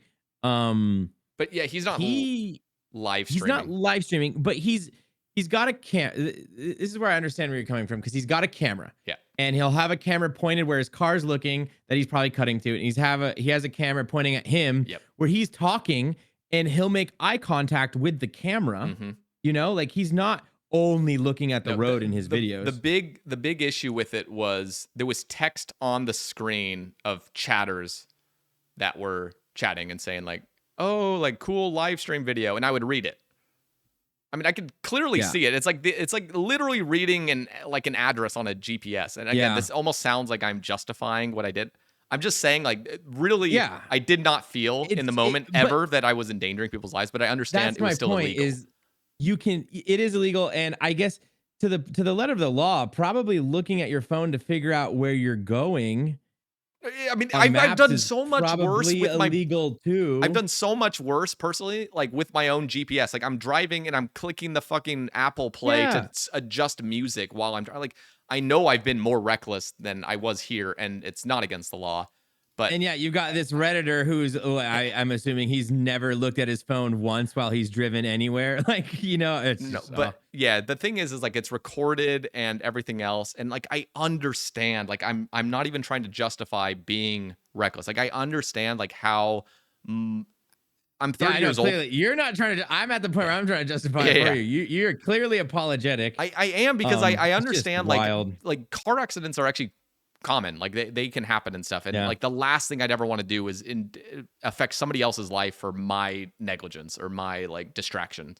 So I totally understood. I was totally willing to do it. But yeah, that was something, taking it all back to where this even began, was like that sort of shame, or that sort of like, fuck, like I'm in the dumps now feeling like shit. And like everybody knows I did this. And it's just like things like that have happened. And all I can say, and this is probably something that Jimmy would definitely agree with, I don't know if he said it in the video, but like, you just got to bounce back. Like, you just got to realize like people forget about shit immediately. Like, do your best. Like, I can apologize. I don't need to not apologize and like pray that people forget. I can do that, but I can move on with my life. And I've been in other controversies and stuff where it like really sucks my energy for a few days, but it's just like, dude, and nobody cares after a little bit, and you just got to go forward. And so I think with you going all the way back to like your YouTube video, where your YouTube popped off fucking hard because you were pumping out like crazy unique content. Well, not pumping it out, but like you were making amazing projects like that, the Vegas one or whatever, which that was, that was banger. It was.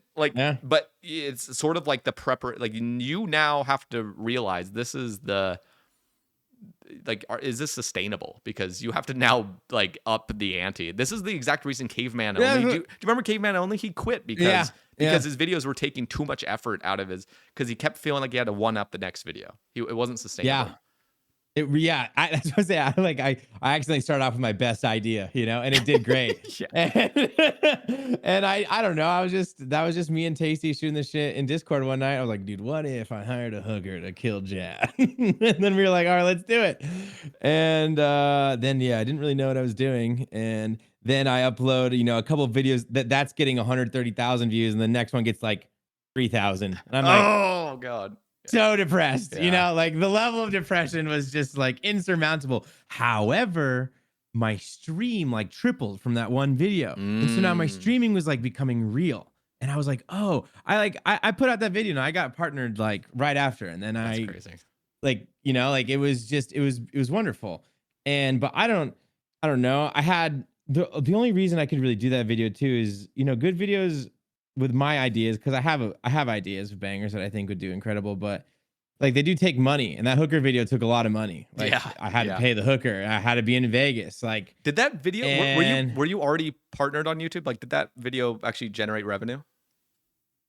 I can't remember if you had even 1,000 subscribers at that point. Actually, you know what? It was actually like this perfect storm where the real video that popped off wasn't that one. I was so lucky how everything happened. It was, I made a video how to play while sleeping. And I slept on top of a keyboard and a mouse slightly interact with it as I slept in Nightmare Zone. And that video got like 2,000 views. And then I made the next video that was how to be cringe in RuneScape. And that one had like, it sat at like 3,000 views for like 2 months. And then I don't know what happened, but 2 months later, there was like this weekend where that video got like 100,000 views. So I had 127K now. That's crazy. yeah. So it was like a weekend where a video from 2 months ago popped off. And I'm like, this is the greatest day of my life, you know? Like, and because the best part was I had been working on the hooker video, and the hooker video came out like a week after that. So it was I was You were able just to popping ride the off. storm. I Yeah. was able, because I had already filmed the hooker video before my videos had popped off. Like I was already in the process. And then all of those videos kind of popped off, and I think three of them, and yeah, it was really awesome. But then it was like really hard because I just kind of went through my good ideas. I blew big budget on. I had just sold my house, um, over by Rexburg, so I had money for that hooker video. Mm-hmm. Um, and I have other ideas. I just need budget, and I need time. But then like you don't stream, and then you get the stream guilt, and then Yep. You gotta. it's just hard. And I was young, and I had been in content creation for months. I did not. It happened too early, and then yeah, it was rough for a while. It was rough mentally, like the whole YouTube, Yep. and then I kind of gave up, and then Behemeth. Yeah, figuring out Behemeth took a while, but now I feel like I'm really good at it. And I Yeah. think one of the things that I've like focused on is just that, like I said earlier, is the title and the thumbnail. And I feel like when it comes to titles and thumbnails in RuneScape, I have to have the most repetition out of anybody. I don't know Mm-hmm. who's ideated more titles and thumbnails than me. So I need to now apply that to my own YouTube in a way that is sustainable, that I'm happy that I can still do Behemeth, and also not get depressed. And that should be the number one priority. And that's just the reality of it. And I just started posting these rants, and like I was kind of mad because they were just, it's so much easier to rant about things I don't like. Mm-hmm. And then I was like, you know what? I got to take myself and this YouTube a little less seriously.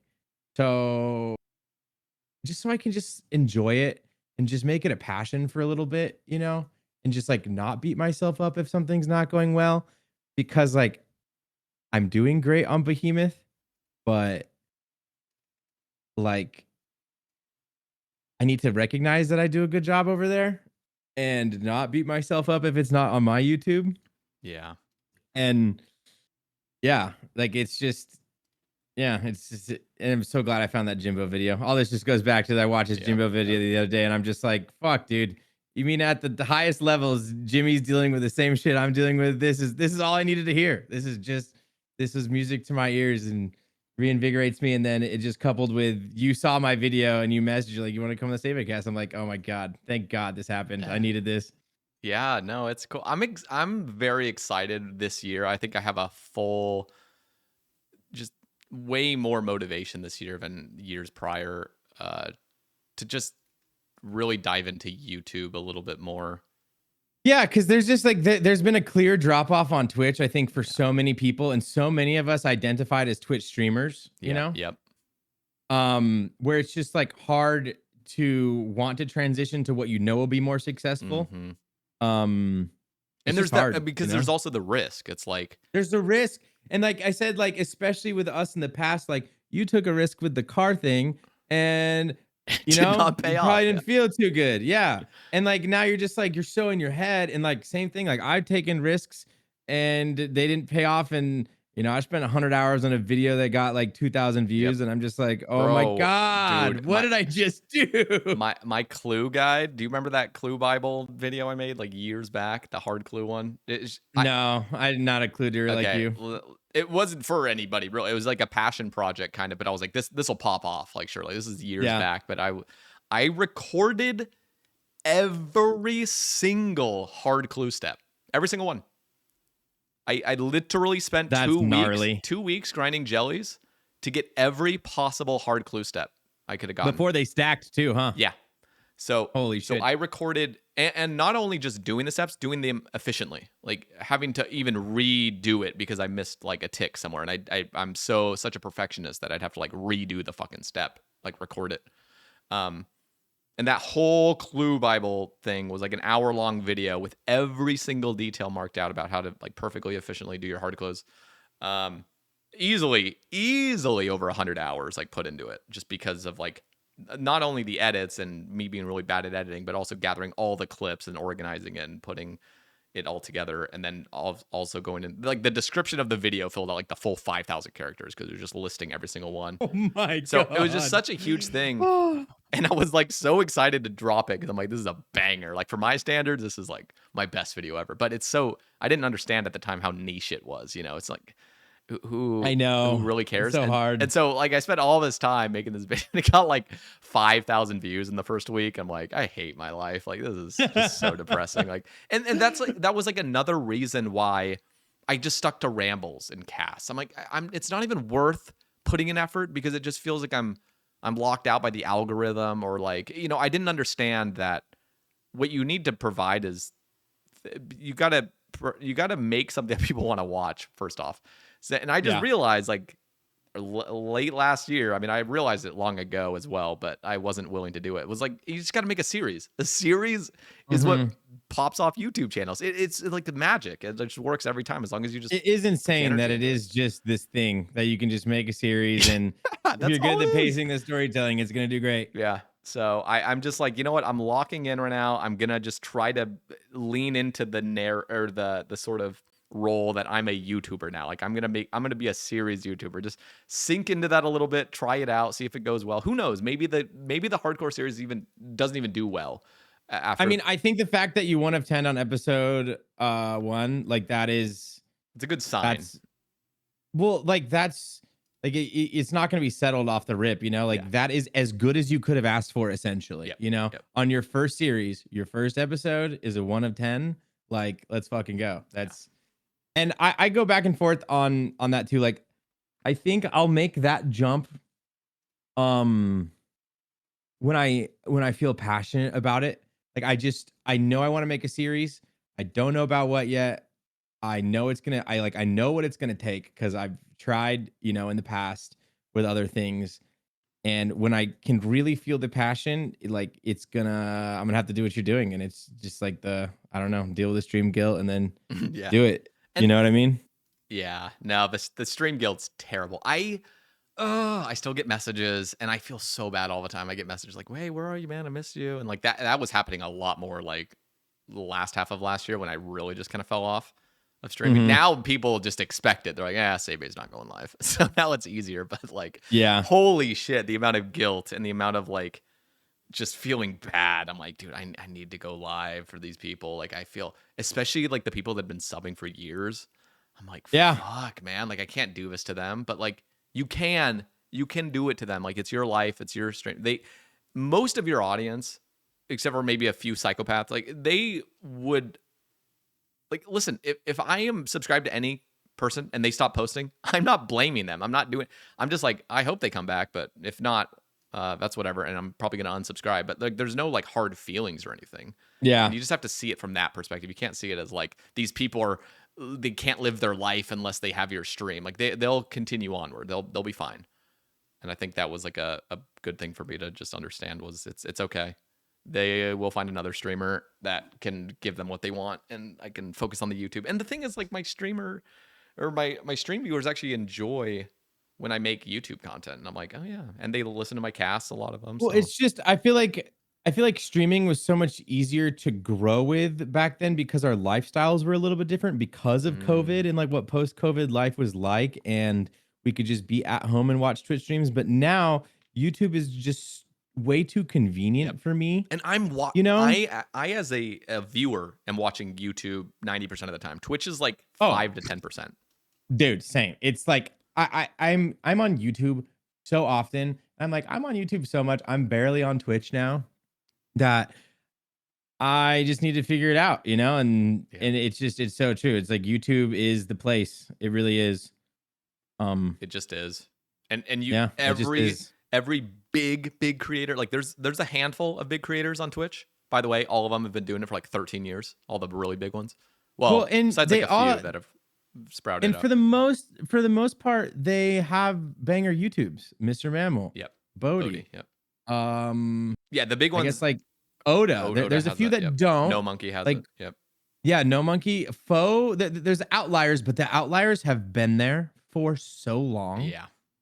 You know what I mean? Curtis and Foe, I just, think. Even Foe's jumping over to YouTube though. I've seen his Mhm. live streams on YouTube. And that's what I like. I'm so harsh on myself, and not to go after Foe, but like, Foe starts posting and like the views aren't insane. I'm just They're like, not. look, even They're not, Foe, they're not, and he's massive. Like he's so big, and his views are not like as different as when I was posting stream highlights. Like we're talking thousands different. It's not, considering how big his stream is, you would expect a larger gap, and it's just not. Yeah. And it's just YouTube is this other beast.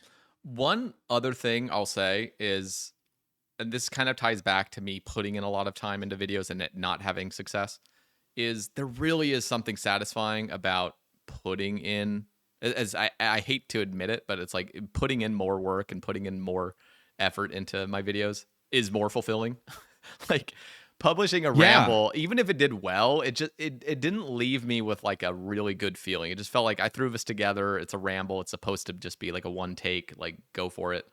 But truly, like I was like proud of my video. I watched it a couple times through and I'm like, I'm proud of this. Like this is cool to like have produced something that is like took time and effort and stuff. And so and then it actually pays off in the views, because that is like the repetitive, that's like the beautiful sort of like cycle that it gets into. Like it's like the snowball effect of like you making something that took time, but then it actually pays off, and then you get more excited and that pays off, and it's like now the ball's rolling. I can't imagine what it would be like to be like a settled, where the next video you're posting is getting 500,000 views. That has got to be a crazy position to be in, and it's got to be so exciting. It is, but then listening to Jimbo's point of view, where he's just like still scared. I'm just like, so no matter how big I get, it's still gonna be there, Like he, I think because he was talking about his new going around Artie one. Mm-hmm. That was a banger video, by the way. That like almost encouraged me to. I haven't watched it. I've only listened to his podcast. That's the funny part. It's fun though. It's fun though because that video he's going like hyper realist about like how shit it really would be to be like an NPC in this town. And he talks about like the beds and stuff. There's like fucking like 13 total beds for like however many people in the city. Oh my God. And he's going all about it. And I'm like, dude, these are the kind of videos I would love to make if I could just somehow like magically snap my fingers and like the video's made, but with my ideas in my head, like not actually having to put in all the work. But like I've imagined telling a story about like what life is like for this NPC, like, but be like really hyper realistic about like how shit this like this random NPC in the game's life is, and just kind of like tell a story about it. Because like a one-off video like that could be a banger. And you can make a series off of like describing the lives of like certain NPCs in the game and just have full creative freedom and just make up shit about like what they have to do in their existence in Gielinor. I don't know. Like there's just so many little video essay type vibes, like more funny like that there's unlimited potential on YouTube. You can make anything you want. Twitch, it feels like you're fucking caged into like having a camera in the top right and stream. It feels, I've always wanted to change up how my streams are, but that leads to even more sort of like guilt and embarrassment than anything, is like changing up drastically how I stream. Because then I'm just going to get like harassed the entire stream. Like, what are you doing, man?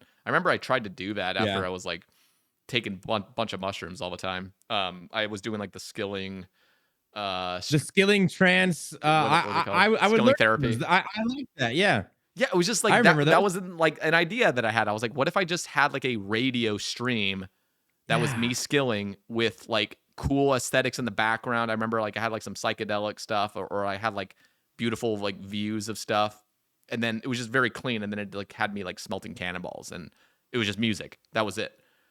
And like that was exciting, but it also was kind of killing my my That's the stream. other thing. Yeah, There's like so it many can, things where it's like yeah. you can't break free from the mold ever. And I'm like, why the Mhm. fuck do I feel this way? I hate this. I hate the fact that I can't just make stuff or do something different because everything is tied to like, is this doing good numbers or is this going to pay the bills or is this going to, it's like, God damn it. And so you just go And back to what's comfortable. the thing with why Twitch is a little bit hard too is like, you know, when it's not a good stream. Yep. And you're experiencing it live, like you are also like the stream is happening, you know it's bad. But you And you can't can't do just it. end an hour Nope. in. Nope.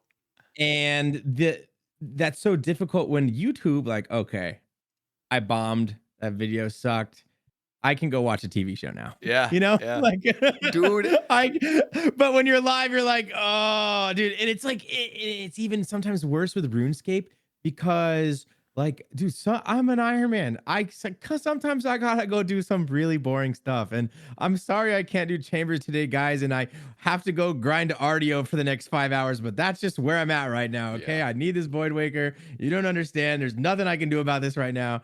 And it's gonna suck today, fellas. It's gonna suck, but I will say, oh, I think with streaming, taking a break has actually like sort of lowered my anxiety. Like it's allowed me to sort of bro, I be, haven't taken a break in 5 years. I've been contemplating it so much recently. dude. Like just like a 2-monther. Like I have not reset in 5 years. Uh the next time I get depressed, or not depressed, but the next time I'm just having so much fun at Chambers this last little bit, and I've just been having so much fun doing certain things, and I think it's my narcissism. I want people to watch me do Chambers. I don't know why. You know what I mean? Like, I don't want to do Chambers off stream. I'm gonna get this drop, and you're gonna watch it, and you're gonna, we're gonna have fun. But when I lose that little drive, I do think like, I don't know, I need a reset. I haven't had one in a long time. So if you're listening from my Twitch Dude, stream, here's the thing. The you're hearing right narcissism, now. like it can be fed from a YouTube video. If you made a series and you got something and you know you're about to now post a video of it, it's like, dude, this is gonna be a banger, and I don't have to like actually be there in the moment. I can just read all the comments, just get all the comment dopamine.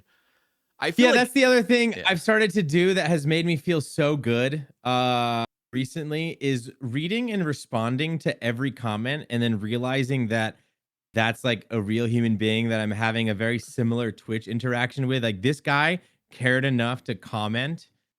That's so cool. And for, just because I had those videos that popped off that had thousands of comments or hundreds of comments that I just like didn't care, like I was just numb to it instantly, to now like go back and like actually like reply. And dude, it's great. I get out of it. Like, now I care about the comments. Like, this guy was nice. This is so nice that this guy said this nice thing that I took for granted for so long. And now I got to pay attention to him. The nice comments, the especially nice comments where they actually pick out something that, most people wouldn't know. They didn't just say great video, heart, or something, but they actually like went out of their way to type out a legitimate message of showing their appreciation for you. It means so much. But I will say, on that same end, I think there is something even more beautiful about YouTube not feeling obligated to respond to everything. Yeah. Because that is Twitch, also a great point. Fucking A, dude. Like I really, when I start like thinking about it, because I've never like talked about this with like a therapist or anything. It's just all in my fucking body, and I don't even talk to other streamers about these kind of issues. No, never. This is the most raw I've been with another streamer in my life. By the way, this is like, this is it. This is as raw as it gets. I've mentioned this before in casts where it's like how much easier it is to already have an audience on Twitch and to just fuck around. Like I always bring up the example of It's Will. It's Will has 1,500 people watching, and he could selectively just choose the funniest shit that somebody has commented and talk about it, and just mention that, and it just drives the stream forward even more. Everything's become more fun. Now, when you're streaming to 15 people, you have some guy talking about how like his family member died, and that's the chat that's now lingering for 5 minutes before anybody else says anything. Oh, I know. And it's like, you have to respond to it. What are you supposed to say? So now you've completely tanked the mood. Anybody that's there that was kind of watching is like, I can't even be here for this shitstorm. I don't even want to know what's about to be responded, so I'm leaving. I do that. I get secondhand embarrassment. When I'm in a stream and I get secondhand embarrassment, I'm like, I'm out. Nope. I'm not going to even see what is about to It's so hard. It's so hard. And dude, when you're a streamer that, and I had always been that size until about like Big Dogs. I think Big Dogs was the one time where I could finally just do my thing, and I also had you guys in the Discord chat to like talk to, so I wasn't obligated to respond to every single person's message. But I had streamed like that from day one, where every message I would read.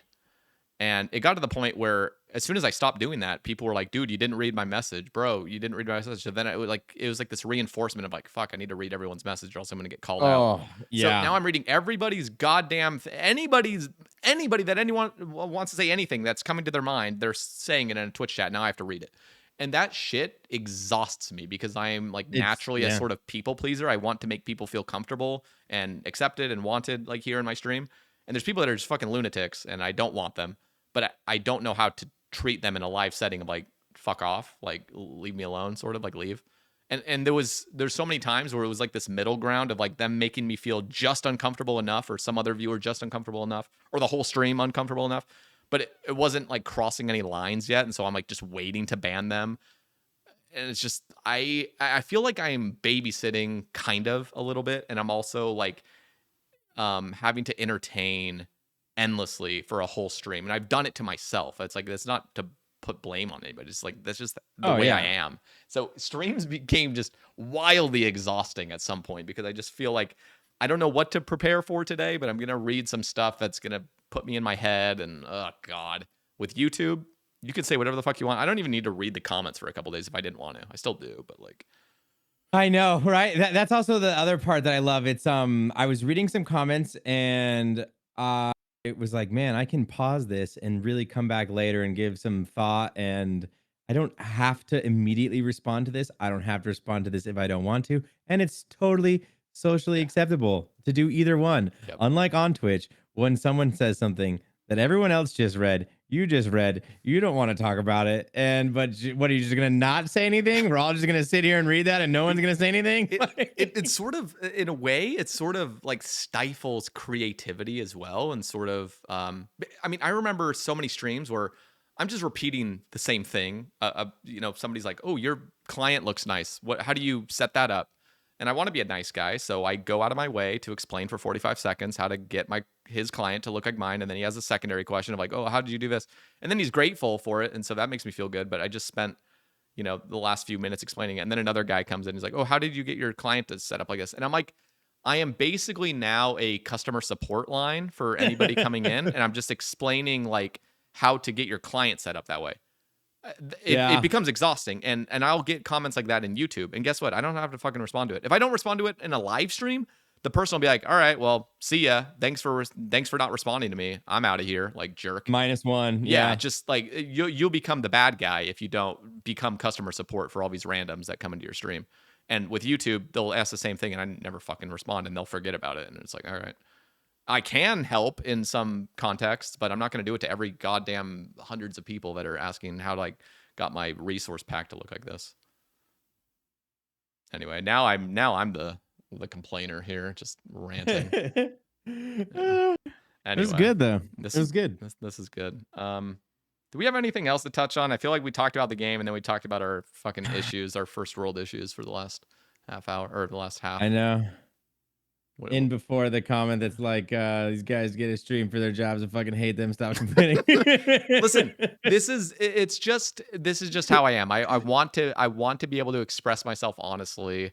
It's not for everybody. That's why we have like the good sections of RuneScape that people can enjoy. And then if anybody is just like, you know what, I just want to hear two grown men talk about being in front of a camera and they can talk about their issues, then they can stay for that. So leave a comment down below, guys, if you have watched all this and you somehow did not leave the conversation already.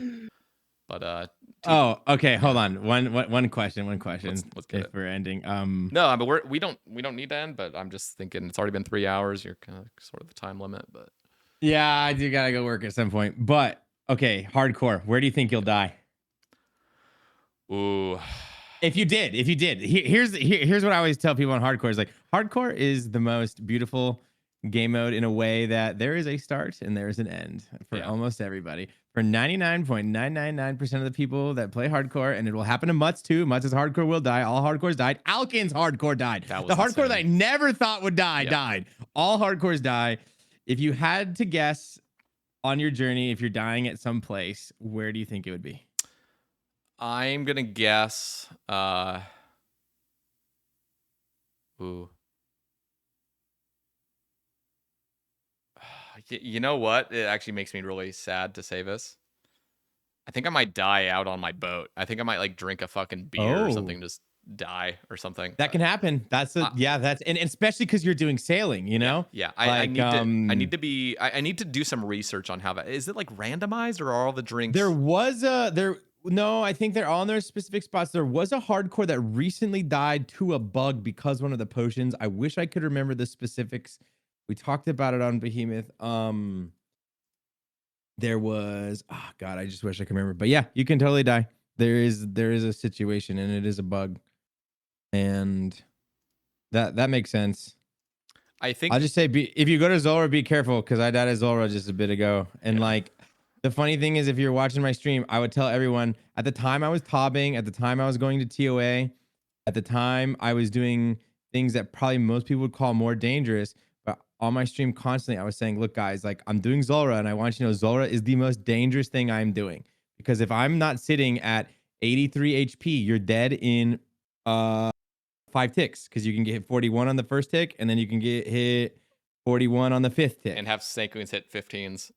Yeah, that's what I'm saying. Like we could just be sitting here and I can be praying the right thing. I can glance for 3 seconds without realizing what is going on, and you can just die. Yep.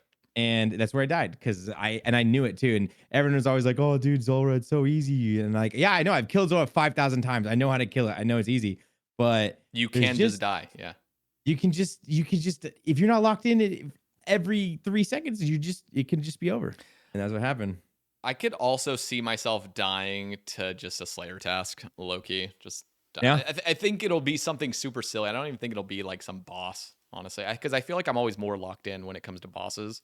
That's what that's my point. It's never what you think because in Tob, I'm paying attention. Yep. You know what I mean? Like in TOA, I'm paying attention. It's the places where you realize you're 90% paying attention. That's where you die. Yep. Like Monkey Room for Alkin, you know? It's a puzzle room.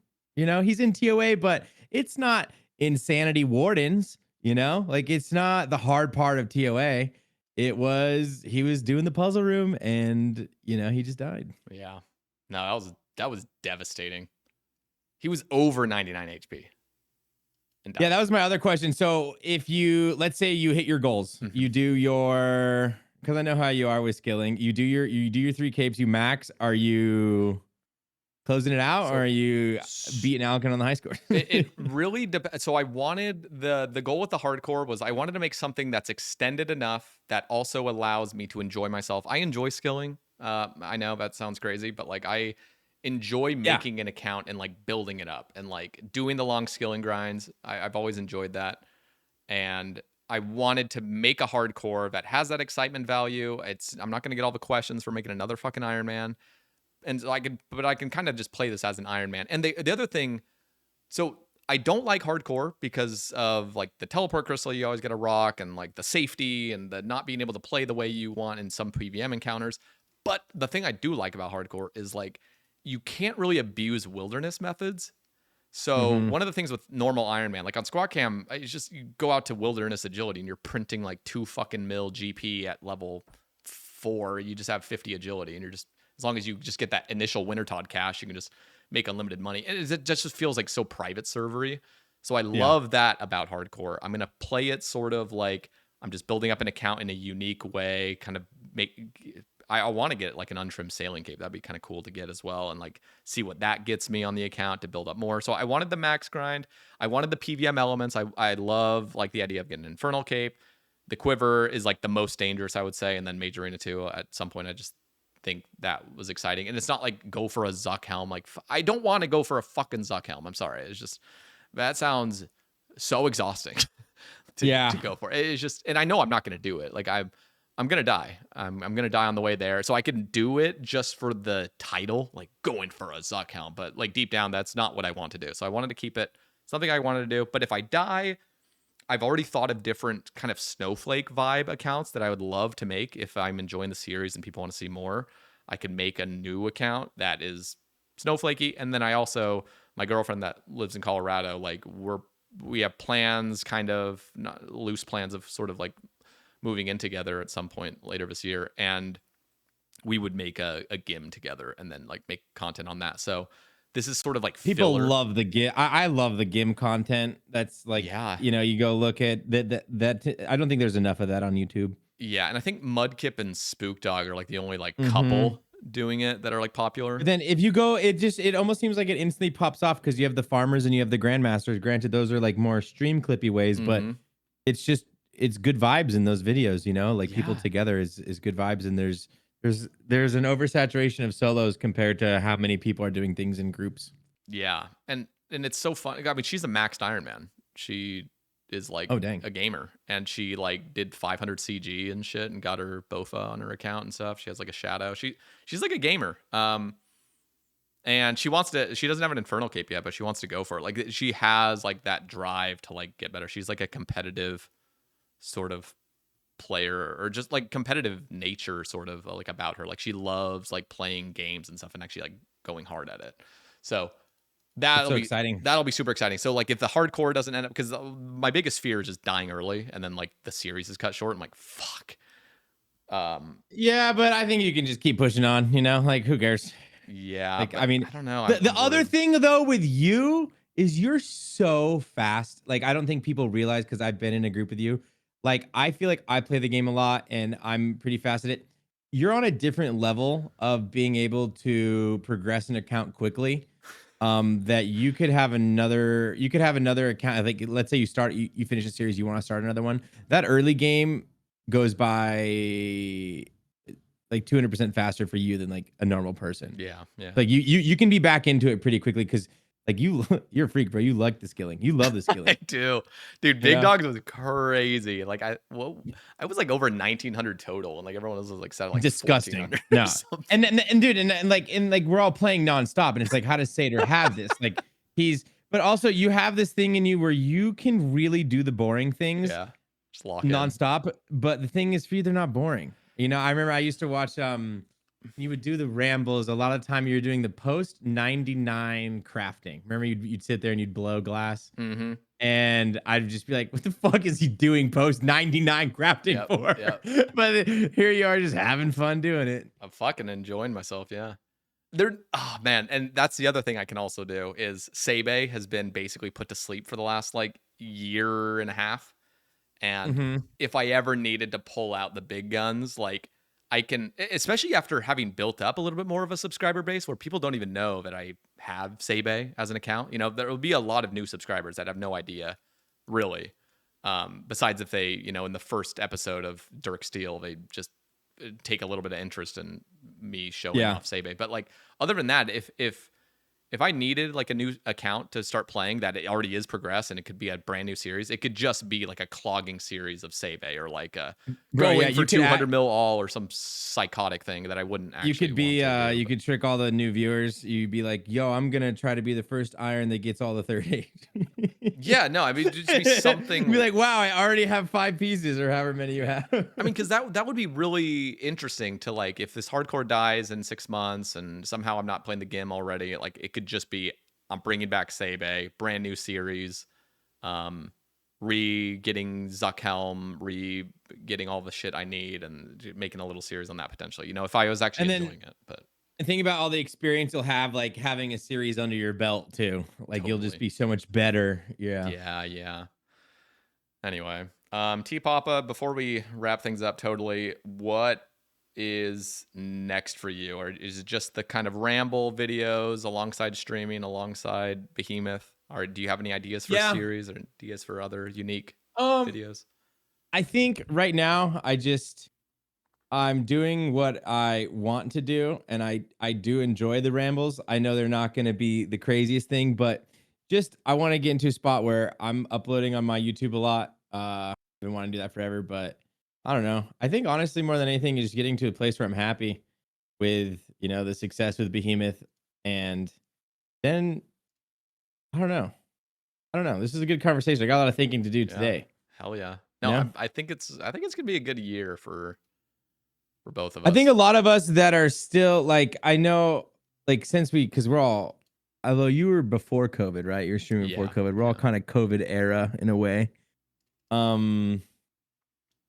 Like I feel like content creation has changed so much, and for those that are still around, I think a lot of people are going to see different things from different people. You know, I think we're about to see a lot of change, and I'm excited for whatever I do. Hell I'm yeah. thinking about it constantly. I haven't narrowed it down yet, but if you want to go listen to my YouTube rambles, I've been doing those. I just like I'm doing them to get like more comfortable in front of a microphone to where I'm not so performative, because Mm-hmm. streams are so performative. So I'm so used to talking in a performative way.